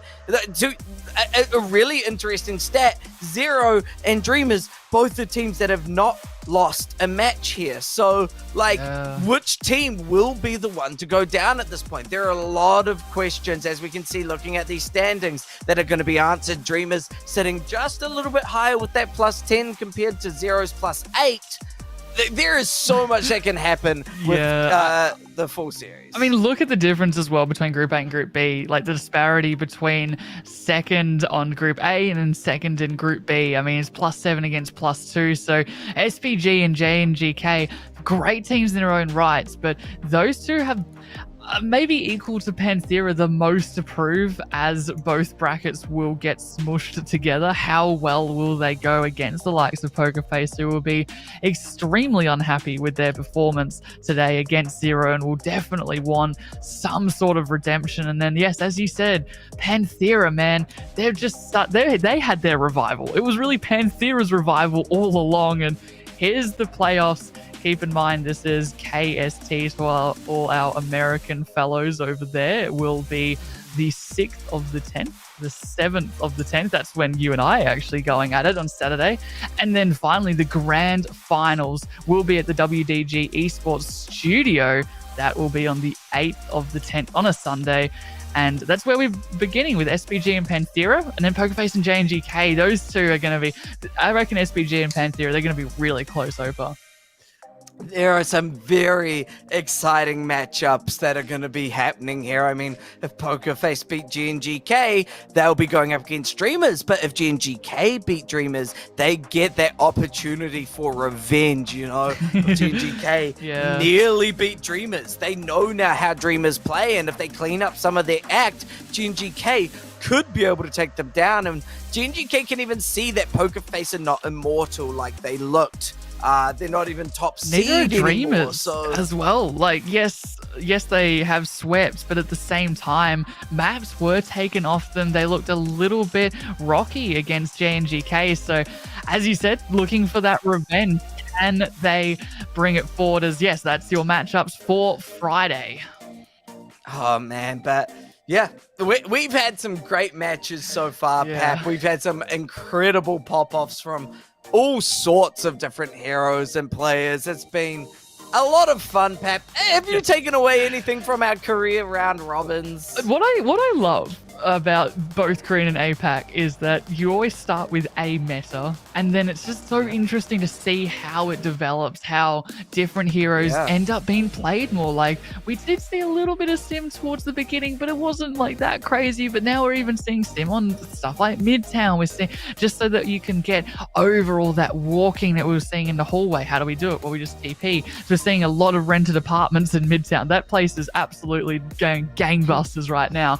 And then, of course, we're seeing a little bit of that Reinhardt from, I know it didn't really work out too well, and then we saw a lot more Doomfist towards the beginning, but that's really been cut out. So it's so good, interesting to me how, you know, you have coaches and the players really thinking about how best to play as this meta develops, and that's exactly what they're going to have to do across this next week until they get to play again. Yeah, I really love that as well. Seeing that meta develop, seeing what players manage to kind of find that perfect strategy, whether it is the Genji pick or the Reaper pick or running Bastion and just burning down the competition. We've seen it all here through Korea and of course on APAC as well. So certainly it has been a wild ride. and it's not done yet. Not at all. Also, I know I keep doing a little bit of a shout out, but we did try a little bit harder this time with our shirts, almost like a yin and yang, I'd say. Like the white and the black. It looks really nice. It looks good. It's good. But I think also it's like you started with Bastion, and then it was like maybe four days where it just went down, and then it's just suddenly this resurgence of the Bastions come up, especially how we saw Dreamers and Sad doing so well with them. And going into this Korean and APAC Contenders, I truly was not expecting Genji as much.